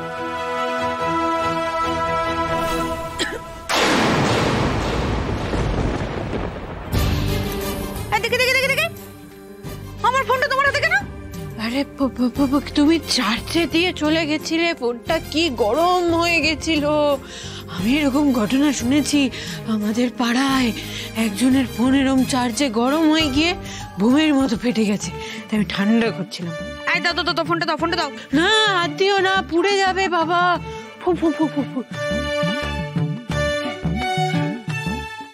জি5 ডাউনলোড করুন আর সব এপিসোড দেখুন একদম ফ্রি। মিস হবে না আপনার পছন্দের টিভি শো, দেখুন জি5 অ্যাপে একদম ফ্রি। কি হয়েছে বলো তো আমাকে? আরে কিছুই না, বিষয়টা হচ্ছে কালকে একটা মিটিং আছে, খুব ইম্পর্টেন্ট মিটিং, সেখানে ভালো কিছু হওয়ার সম্ভাবনা আছে। তো এবার বিষয়টা হচ্ছে আমি যে মিটিং এ যাব, শার্ট নেই পরে যাওয়ার মতো। তাই ভাবছিলাম আমি একটু বেরোই, শার্ট কিনে আনি। আর এই দুধটা আমার কয়েকদিন ধরে ডাইজেস্ট হচ্ছে না, তাই ভাবছিলাম একটু ওট মিল্ক নিয়ে আসি। সেই জন্য টাকা খুঁজছিলাম। এটা সমস্যা কোথায়? শার্ট দেখাও। শার্ট এই যে তুমি দেখলে বুঝতে পারবে। এই দেখো শার্টটার অবস্থা দেখো, এই যে দেখো ফেড হয়ে গেছে পরে পরেই। জামাটা পরে যাওয়া যায় বিজনেস মিটে বলো? এই পুরনো শার্টকে নতুন করে দেওয়ার ট্রিক তিতির বসু খুব ভালোভাবে জানে। তুমি বোধহয় ভুলে যাচ্ছ আমি একজন ডিজাইনার। বাবা এরকম পুরনো জামা কাপড়কে আমি চুটকি মেরে নতুন করে দিয়েছি। মানে কিভাবে কি কর? এই যে ওমা, এটা তো ইস্ত্রি, এটা দিয়ে কি হবে? এটা দিয়ে এই শার্টটা নতুন হয়ে যাবে, ইস্ত্রি করলে সব নতুন। ও, জামাটা ইস্ত্রি করলে নতুন হয়ে যাবে? কিন্তু দিদির, আমি তো জামাই ইস্ত্রি করতে পারি না। হ্যাঁ, শোনো, আমি যা যা ইনস্ট্রাকশন দেব, আমার ইনস্ট্রাকশন ফলো করে তুমি কাজটা করবে, তাহলে তুমিও শিখে যাবে। প্রথমে ওই জামাটাকে জল ছেটাবো। জলের ছিটে? হ্যাঁ, দিলাম। এইবার ওটাকে হাতে নিয়ে দলা মোচড়া করো। দলা মোচড়া?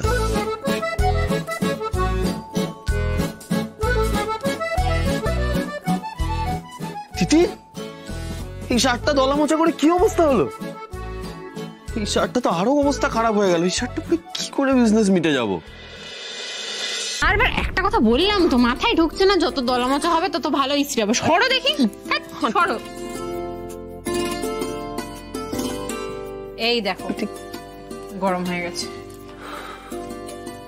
এই যে এইভাবে ইস্ত্রি করবে, দেখো আস্তে আস্তে কি হচ্ছে, বুঝতে পারছো? এই জায়গাটা নতুন লাগছে না? পুড়ে যাচ্ছে নাকি? ধোঁয়া উঠছে কেন এরকম? এটা সুন্দর জলটা উঠছে, সেই জন্য ইস্ত্রিটা বসছে বলে জামাটা প্লেন হচ্ছে, তাই ধোঁয়া উঠছে। দাঁড়িয়ে দাঁড়িয়ে দেখো না তো, তুমি করো। ধরো আমি করো। পারবো? হ্যাঁ আমি বলে দিচ্ছি, তুমি করো করো।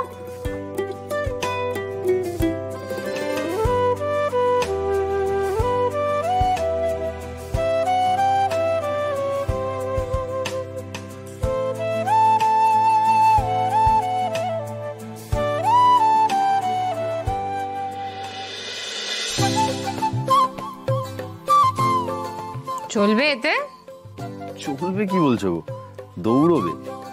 আমি তো বিশ্বাসই করতে পারছি না। মানে এরকম একটা দড়া পাকানো জামাকে আমি নিজের হাতে ইস্ত্রি করে নতুনের মতো করে দিলাম। কি অদ্ভুত। জানো দিদি, তুমি না থাকলে আমার অনেক কিছু অজানা রয়ে যেত। আমি তো কেবল জানি ব্যবসা, সেই ব্যবসাটাও আজকে সেটাও তুমি আবার নতুন করে শুরু করবে। দেখো সব ভালো হবে। বলছো?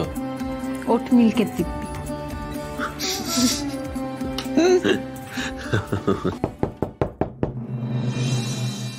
এই রে, বোধহয় বাড়িওয়ালি এলো। এই দিদি, তুমি বাড়ি থেকে ওই রেজিস্ট্রেশন সার্টিফিকেট আনতে পেরেছিলে?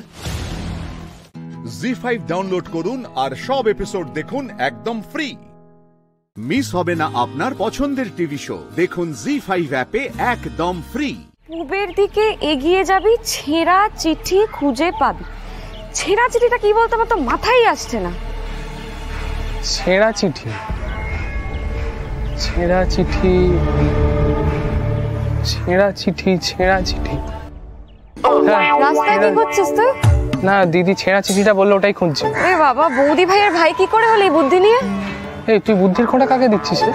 বুদ্ধির খোঁটা কাকে দিচ্ছিস? ছেঁড়া চিঠি তোকে খুঁজতে হবে নাকি? ওরে বোকা, এটা বৌদি ভাইয়ের ক্লু। ছেঁড়া চিঠি মানে বেসলেস কোনো ক্লু হতে পারে না, অন্য কিছু হবে। কি হতে পারে, কি হতে পারে? পুরাতন পোস্ট অফিস, পুরাতন পোস্ট অফিস, পুরাতন পোস্ট অফিস, পুরাতন পোস্ট অফিস। এই কি বললো? কে কি বললো? আরে অটোওয়ালাটা এক্ষুনি কি বললো? পুরনো পোস্ট অফিস? আমি শুনিনি। আমি আশাও করি না বোকা। এদিকে আরে ছেঁড়া চিঠি তাড়াতাড়ি তুই। দাদা পুরনো পোস্ট অফিস। আরে ওঠ ওঠ ওঠ ওঠ, উঠে আয়। পুরনো পোস্ট অফিস থেকে ভিডিও এখন কোথায় যাবে?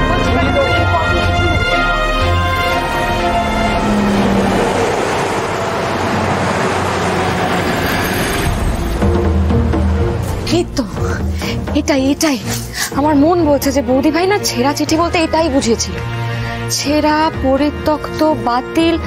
চিঠির সাথে তো পোস্ট অফিসেরই লিংক রয়েছে। বল, এটাই হবে, এটাই হবে।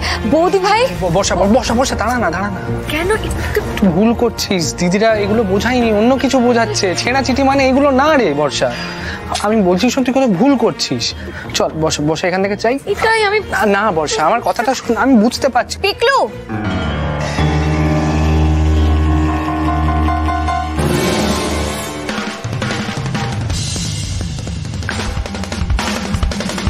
দিদি দিদি দিদি,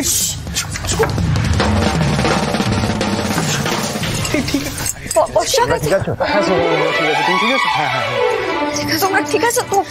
পিকলু, পিকলু ঠিক আছিস তো তুই? আমার বড্ড টেনশন হচ্ছিল। একই তো পুলিশের চোখ এড়িয়ে তোরা এখানে আসছিস, সেটার জন্য কিন্তু তার থেকে বেশি টেনশন হচ্ছিল যে তোরা ধাঁধাটা বুঝতে পারবি কিনা। তোরা যে মাথা খাটিয়ে এখানে এসে পৌঁছেছিস, সেটাই সব থেকে বড় কথা। তুমি তো আমাদের ইন্সপিরেশন বৌদি ভাই। বিপদের সময় মাথা ঠান্ডা রেখে যুক্তি পরপর সাজিয়ে কোনো প্রবলেম কিভাবে সলভ করতে হয়, সেটা তো তোমার থেকেই শিখেছি। বলো। আচ্ছা, বর্ষা পিকলুর সঙ্গে তো যোগাযোগ হয়ে গেল, এবার আমাদের কাজে লেগে পড়তে হবে সৃজন। রুচিকে আমাদের খুঁজে বার করতেই হবে। কিন্তু বৌদি ভাই, আমরা সেটা করব কি করে? দাদা তো বললো রুচিরাদির কোনো খবরই পাওয়া যায়নি। পাওয়া যায়নি, কিন্তু এবার আমরা পাবো। আমরা না ওই রুচি যে নদীর ধার থেকে উধাও হয়ে গেছে সেখান থেকেই খোঁজাটা শুরু করবো, বুঝতে পেরেছো? তবে পিকলু শোন না, তার আগে আরেকটা কাজ করতে হবে ভাই। বল না বল না। ছোট কাকা আর ছোট কাকিকে আমাদের দলে নিতে হবে। সে না হয় হলো, কিন্তু আমরা ওখানে যাব কি করে? সবাই মিলে একেবারে দল বেঁধে চলে যাব? তার মধ্যে বাইরে চারিদিকে আমাদের ছবি লাগানো হয়ে গেছে। সৃজন, তুমি কোনো চিন্তা করো না, আমরা সবাই বাউলের ছদ্মবেশ নিয়ে নদী লাগোয়া যে গ্রামগুলো রয়েছে সেখানে গিয়ে রুচিকে খুঁজবো। আমার মন বলছে রুচিকে আমরা ঠিক খুঁজে পাবো, আর একবার যখন আমরা রুচিকে খুঁজে পেয়ে যাব তখনই আমরা জানতে পেরে যাব যে আমার বিরুদ্ধে কে ষড়যন্ত্র করেছে।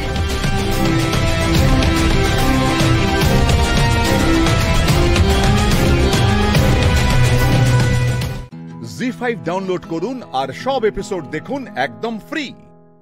মিস হবে না আপনার পছন্দের টিভি শো, দেখুন জি5 অ্যাপে একদম ফ্রি।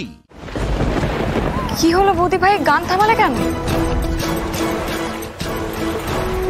বর্ষা, ওই দেখো ওখানে রুচির জুতো না?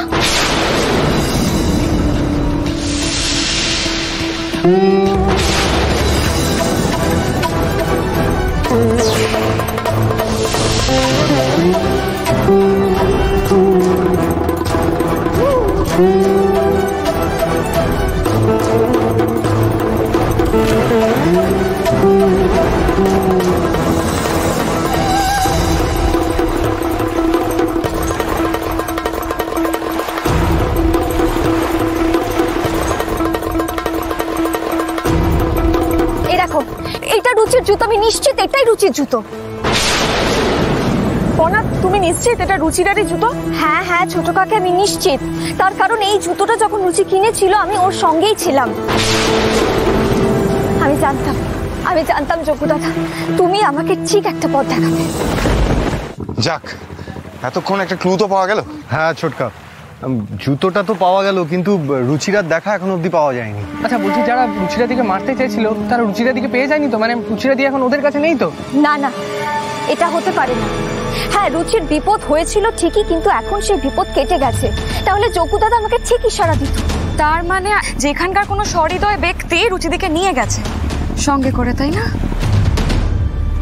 আমারও মন কিন্তু সেটাই বলছে, রুচি এখন তার কাছেই রয়েছে, কিন্তু তাকে আমরা খুঁজে পাবো কি করে? অর্ণব, রুচিরার জুতোটা যখন এখানে পাওয়া গেছে তাহলে রুচিরা নিশ্চয়ই এই ঘাট লাগোয়া কোনো একটা গ্রামে রয়েছে, বুঝলে? ঠিক, তবে তাই হবে। চলো আমরা ওই দিকটা যাই। হ্যাঁ চলো চলো চলো। দেখো আমরা এদিকে এসেছি কিন্তু যোগ্য দাদার নির্দেশে। আমার মন বলতে জানো তো, রুচিকে আমরা এখান থেকেই খুঁজে পাবো। দেখো ঠিক আছে, তাহলে আমরা আর একটু এগিয়ে দেখি, আর লোক বুঝে না হয় একটু জিজ্ঞাসাও করে নেবো। আর শোনো না, তোমরা দেখতে দেখতে এগো, ঠিক আছে? চলো। ছবিটা দেখো।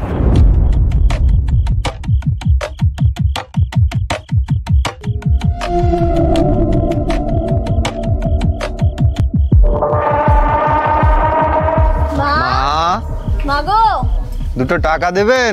ছবিটা ভালো করে দেখে নিয়েছো তো? আচ্ছা, এই মেয়েটাকে এই অঞ্চলে কোথাও দেখতে পেলে আমায় ইমিডিয়েটলি জানাবে, ঠিক আছে? নাম্বারটা নিয়ে। হ্যাঁ, কেসটা তোর খুব জটিল কেস মনে হচ্ছে। আচ্ছা, খবর তো দেবো, কিন্তু আমরা তার বিনিময়ে কি পাবো? আজকালকার ছেলে মেয়েগুলো না বড্ড শিয়ানা।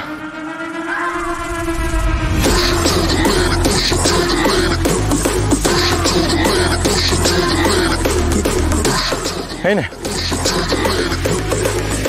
খবরটা যেন পাই, না হলে এই টাকা দিয়ে তো শ্রাদ্ধ হবে। হ্যাঁ, যা, এই চল। শোন, ওই আলোকপর্ণা দত্ত কিন্তু কোর্ট অব্দি পৌঁছায়নি, তার মানে ও রুচিরাকে খোঁজার চেষ্টা করবে। তার আগে আমাদেরকে ওকে খুঁজে বার করতেই হবে। মাগো, দুটো টাকা দাও মা। জি5 ডাউনলোড করুন আর সব এপিসোড দেখুন একদম ফ্রি। মিস হবে না আপনার পছন্দের টিভি শো, দেখুন জি5 অ্যাপে একদম ফ্রি। আর যদি সত্যি সত্যি ফুলকির ওপর কোনো হামলা হয় তাহলে তো রুদ্রকে প্রশ্ন করতে হবে। আমাকে তো জানতে হবে ফুলকিকে কে সরিয়ে দিতে চাইছে। জামাইবাবুকে যেরকম রাগিয়ে দিয়েছি তাতে উনি কিছুতেই আমাকে ছাড়বেন না। আজ বাড়ি পৌঁছানোর আগেই শেষ করে দেবেন। জামাইবাবু নিশ্চয় বুঝবেন আজ নয়তো কাল আমি বাড়ির সকলকে ওনার আসল রূপটা দেখিয়ে দেব। রোহিত, হ্যাঁ,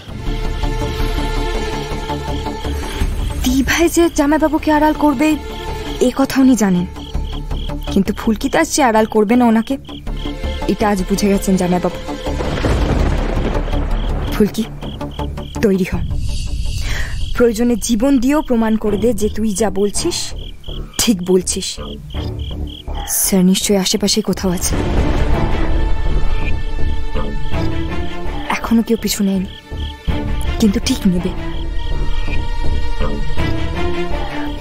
জামাইবাবু নিশ্চয়ই গোপনে কাউকে পাঠিয়েছেন আমার পিছু নেওয়ার জন্য। আমি এখানেই ফাঁদ পেতে হাতে নাতে ধরবো জামাইবাবুকে।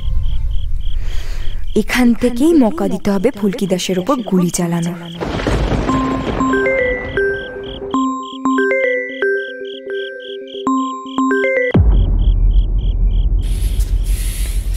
বল। হ্যাঁ রোহিত ভাই, বলছি যে ফুলকিকে একবার একটু দেখবি।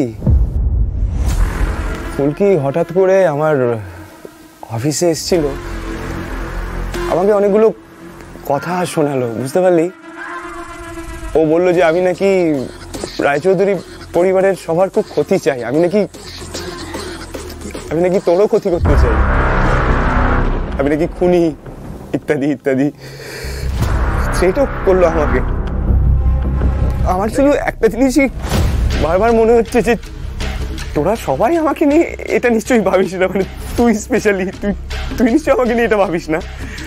না আমি জানি ভাবিস না, তাও কেন জানি বারবার মনের মধ্যে এটাই মনে হচ্ছে, বুঝতে পেরেছিস? ও তো রাগারাগি করে আমার সাথে একটু কথা কাটাকাটি করে বেরিয়ে চলে গেল, ওই ডিএম অফিসের রাস্তাটা দিয়ে গেছে, বুঝতে পারলি? রাস্তাটা তো নির্জন, ওখান দিয়ে কেউ যাতায়াত করে না, আর ওখানে দিঘি পাড়াতে লাস্ট উইক একটা মার্ডারও হয়ে গেছে। তুই মেয়েটাকে একটু দেখ ভাই, একটু দেখ, মানে রাস্তায় যদি কোনো বিপদ আপদ হয়ে যায় তখন আমাদের কারোরই ভালো লাগবে না। আর এই বিষয়গুলো কাউকে বলিস না প্লিজ, আমি তোর সাথে কথা দিচ্ছি, পরে কথা বলে নেবো এটা নিয়ে, কেমন? আমি রাখলাম রে। রুদ্র, ফুলকি দাস ভাত পেতেছ আমার জন্য? কি মুশকিল বলো দেখি। রুদ্ররূপ স্যান্নাল যে কিনা এত বছর ধরে রাজনীতি করছে, যে অন্য লোকের জন্য ভাত পাতে তাদেরকে টেনে আনে, তুমি তাকে ফাঁসাবে? এত সহজ? না না, তুমি চেয়েছিলে আমাকে রাগিয়ে এমন একটা কিছু করতে যাতে আমি ভুল পদক্ষেপ নিই, সেটা এত সহজে হবার নয়। এবার উল্টে কি হবে বলো তো? উল্টে তোমাকে আমার পায়ে ধরেই ক্ষমা চাইতে হবে, তোমাকে কোনোদিন আর কেউ ওই বাড়িতে বিশ্বাস করবে না।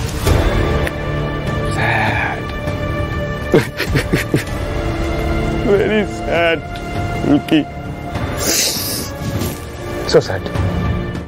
Z5 ডাউনলোড করুন আর সব এপিসোড দেখুন একদম ফ্রি।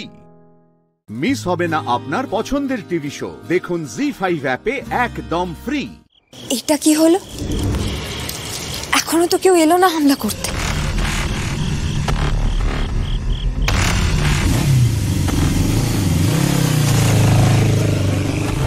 জয় মা কালী, এতক্ষণে আসছে, এবার স্যার সবটা বুঝতে পারবে।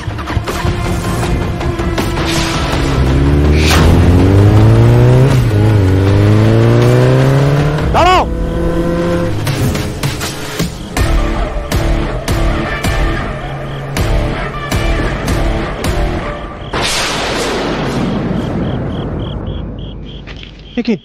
তোমরা এখানে কি করছো?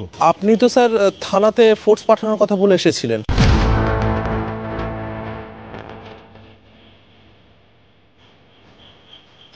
ফুলকি, রোহিত কি সব বললো বলো তো? তোমার ওপর নাকি হামলা হবে, তুমি নাকি আগে থেকে টের পেয়ে গেছিলে। সব কি কাণ্ড ফুলকি? আমি আর রোহিত দুজনে মিলে কখন থেকে অপেক্ষা করছি আর নজর রাখছি। দাদা ভাই, তুমিও এসেছো স্যারের সঙ্গে? আমি তো নিজেই কিছু বুঝতে পারছি না দাদা ভাই।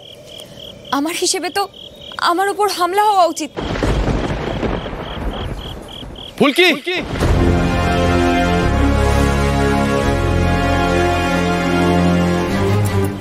অংশুদা, আই এম এক্সট্রিমলি সরি তোমাকে এইভাবে হ্যারাস করার জন্য। আসলে ফুলকির কোনো কথাই সিরিয়াসলি নেওয়া উচিত নয়। ওর তো মাথা জ্ঞান বলে কিছু নেই। এনিওয়ে, আমি ওকে নিয়ে বাড়ি ফিরছি, তুমি যেতে পারবে তো? হ্যাঁ, পরে কথা হচ্ছে। হ্যাঁ, এসো। স্যার শুনুন আমার কথাটা। তোমরা সাবধানে যেও।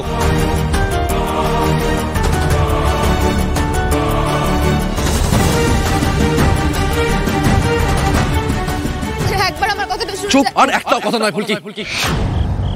আমায় কে ফোন করেছিল জানো? যে রুদ্ররূপ সান্যালকে তোমার সন্দেহ হচ্ছে, যেই রুদ্রকে তোমার খারাপ লোক বলে মনে হচ্ছে, সেই রুদ্র ফোন করেছিল। কেন জানো? কারণ তার তোমার জন্য দুশ্চিন্তা হচ্ছে ফুলকি। সে আমাকে ফোন করেছিল এটা বলতে যে আমি যেন তোমার খেয়াল রাখি যাতে ফুলকির কোনো বিপদ না হয়। আর সেই রুদ্রকে তুমি যা মনে এলো তাই কথা শুনিয়ে চলে এলে। হ্যাঁ, জাস্ট বিকজ তোমার মনে হচ্ছে যে সে খারাপ মানুষ, তোমার মনে হচ্ছে সে ভালো লোক নয়, সেই জন্য তুমি তাকে অপমান করে চলে এলে ফুলকি। এমনিতেই তুমি তোমার সব মাত্রা ছাড়িয়ে যাচ্ছ, তোমাকে কি বলবো আমি জাস্ট বুঝে পাই না, কিন্তু আমার বন্ধুর অপমান তো আমি সহ্য করবো না ফুলকি। কোনো গোলমাল হচ্ছে স্যার, বড় গোলমাল। কেউ হয়তো ধরে ফেলেছে আমার ভাত পাতার বিষয়টা। আমি ভুল বলছি না স্যার, বিশ্বাস করুন। বিশ্বাস? তোমাকে বিশ্বাস করবো আমি? ভুলেও এই শব্দটা নিজের মুখে আনবে না ফুলকি দাস। তুমি তুমি না কথাই বলো না ফুলকি, আমার ভিতর মাথা ঠিক নাই। ওকে, চলো বাড়ি চলো, এসো বসো, সিট বেল্টটা লাগাও, ধরো।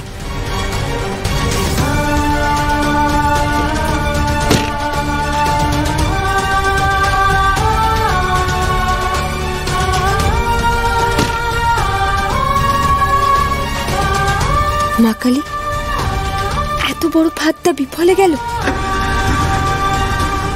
তুমি পারলে কাজ করতে পারলে।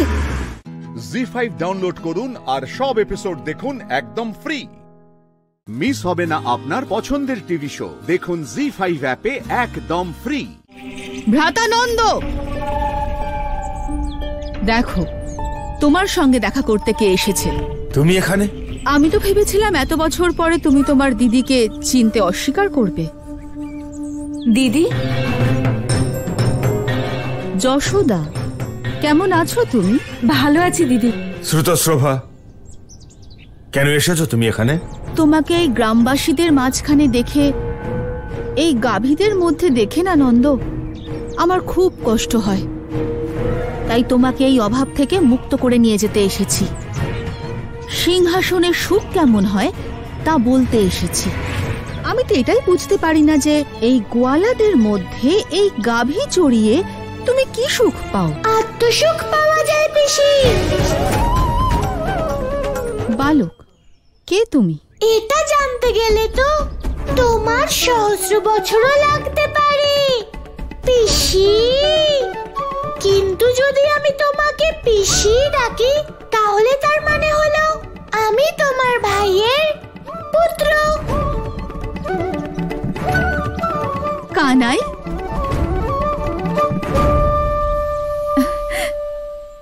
ঠিক তেমন যেমনটা আমি শুনেছিলাম। কানাই, ভেতরে যা। মা, তুমি দেখছো না, এই প্রথমবার আমার পিসির সঙ্গে দেখা হলো। আজ পিসির সঙ্গে অনেক কথা বলার আছে, তাই না পিসি? হ্যাঁ কানাই, আর তাছাড়া আমার মনে হয় যে তোমার বাবার বিষয়ে আমাকে তোমার সঙ্গেই কথা বলতে হবে। তুমি অনেক দূর থেকে এসেছো পিসি, ক্লান্ত হয়েছো নিশ্চয়ই। এসো, আমি তোমাকে গাভীর দুধ দিয়ে বানানো মাখন খাওয়াচ্ছি। কানাই, না আমি ক্লান্ত আর না মাখন আমার প্রিয়। এত বছর পরে তুমি অকারণে নিশ্চয়ই এখানে আসোনি। এখানে আসার কারণটা বলবে?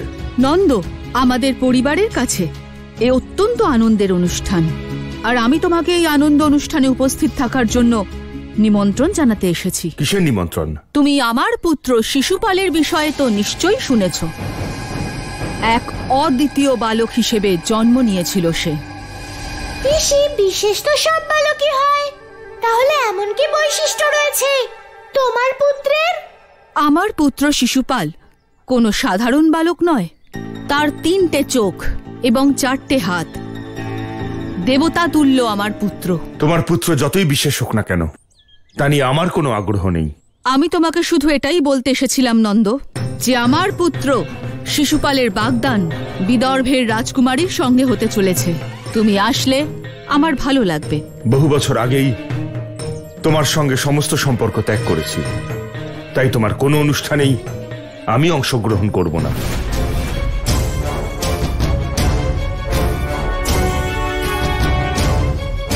পিসি, বাবা যাক কিংবা নাই যাক, কিন্তু আমি তো যাবই। আর আমি তোমার নিমন্ত্রণ স্বীকার করে নিয়েছি। আমি তো অবশ্যই যাব। আমার 3টে চোখ আর 4টে হাতওয়ালা ভাইয়ের সঙ্গে পরিচয় করতে যাব। আর হ্যাঁ, আরেকটা কথা,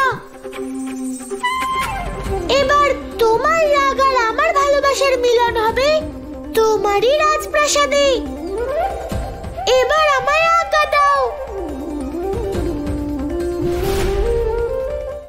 জি5 ডাউনলোড করুন আর সব এপিসোড দেখুন একদম ফ্রি।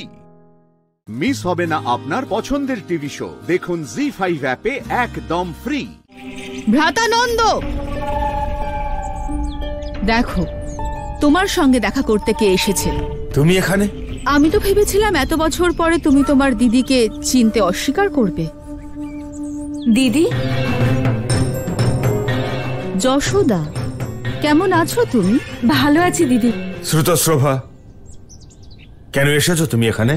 তোমাকে এই গ্রামবাসীদের মাঝখানে দেখে, এই গাভীদের মধ্যে দেখে না নন্দ, আমার খুব কষ্ট হয়। তাই তোমাকে এই অভাব থেকে মুক্ত করে নিয়ে যেতে এসেছি।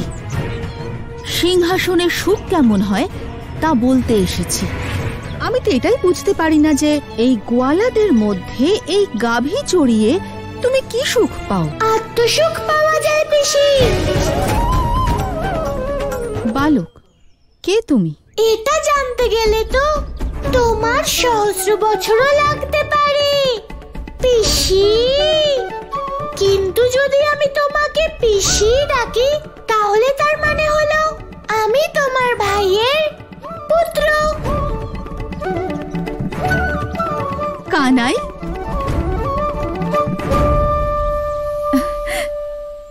ঠিক তেমন যেমনটা আমি শুনেছিলাম। কানাই, ভেতরে যা। মা, তুমি দেখছো না, এই প্রথমবার আমার পিসির সঙ্গে দেখা হলো। আজ পিসির সঙ্গে অনেক কথা বলার আছে, তাই না পিসি?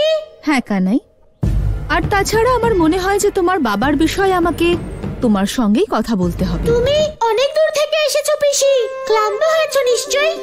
এসো, আমি তোমাকে গাভীর দুধ দিয়ে বানানো মাখন খাওয়াচ্ছি।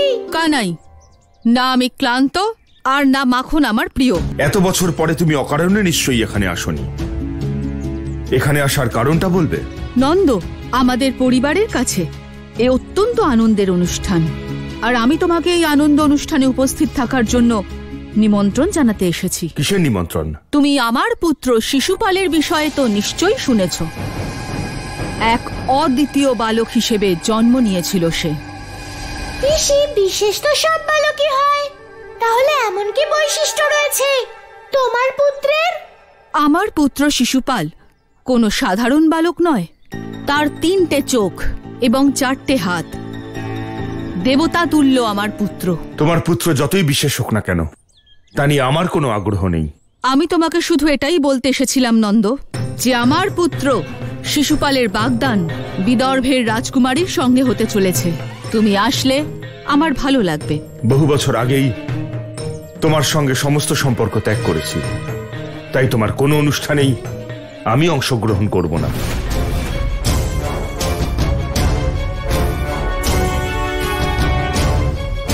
পিসি, বাবা যাক কিংবা নাই যাক, কিন্তু আমি তো যাবই।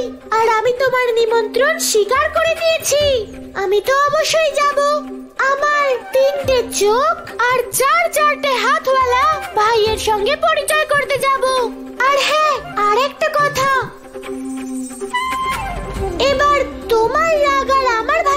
মিলন হবে তোমারই রাজপ্রাসাদে। এবার আমায় আজ্ঞা দাও। জি5 ডাউনলোড করুন আর সব এপিসোড দেখুন একদম ফ্রি।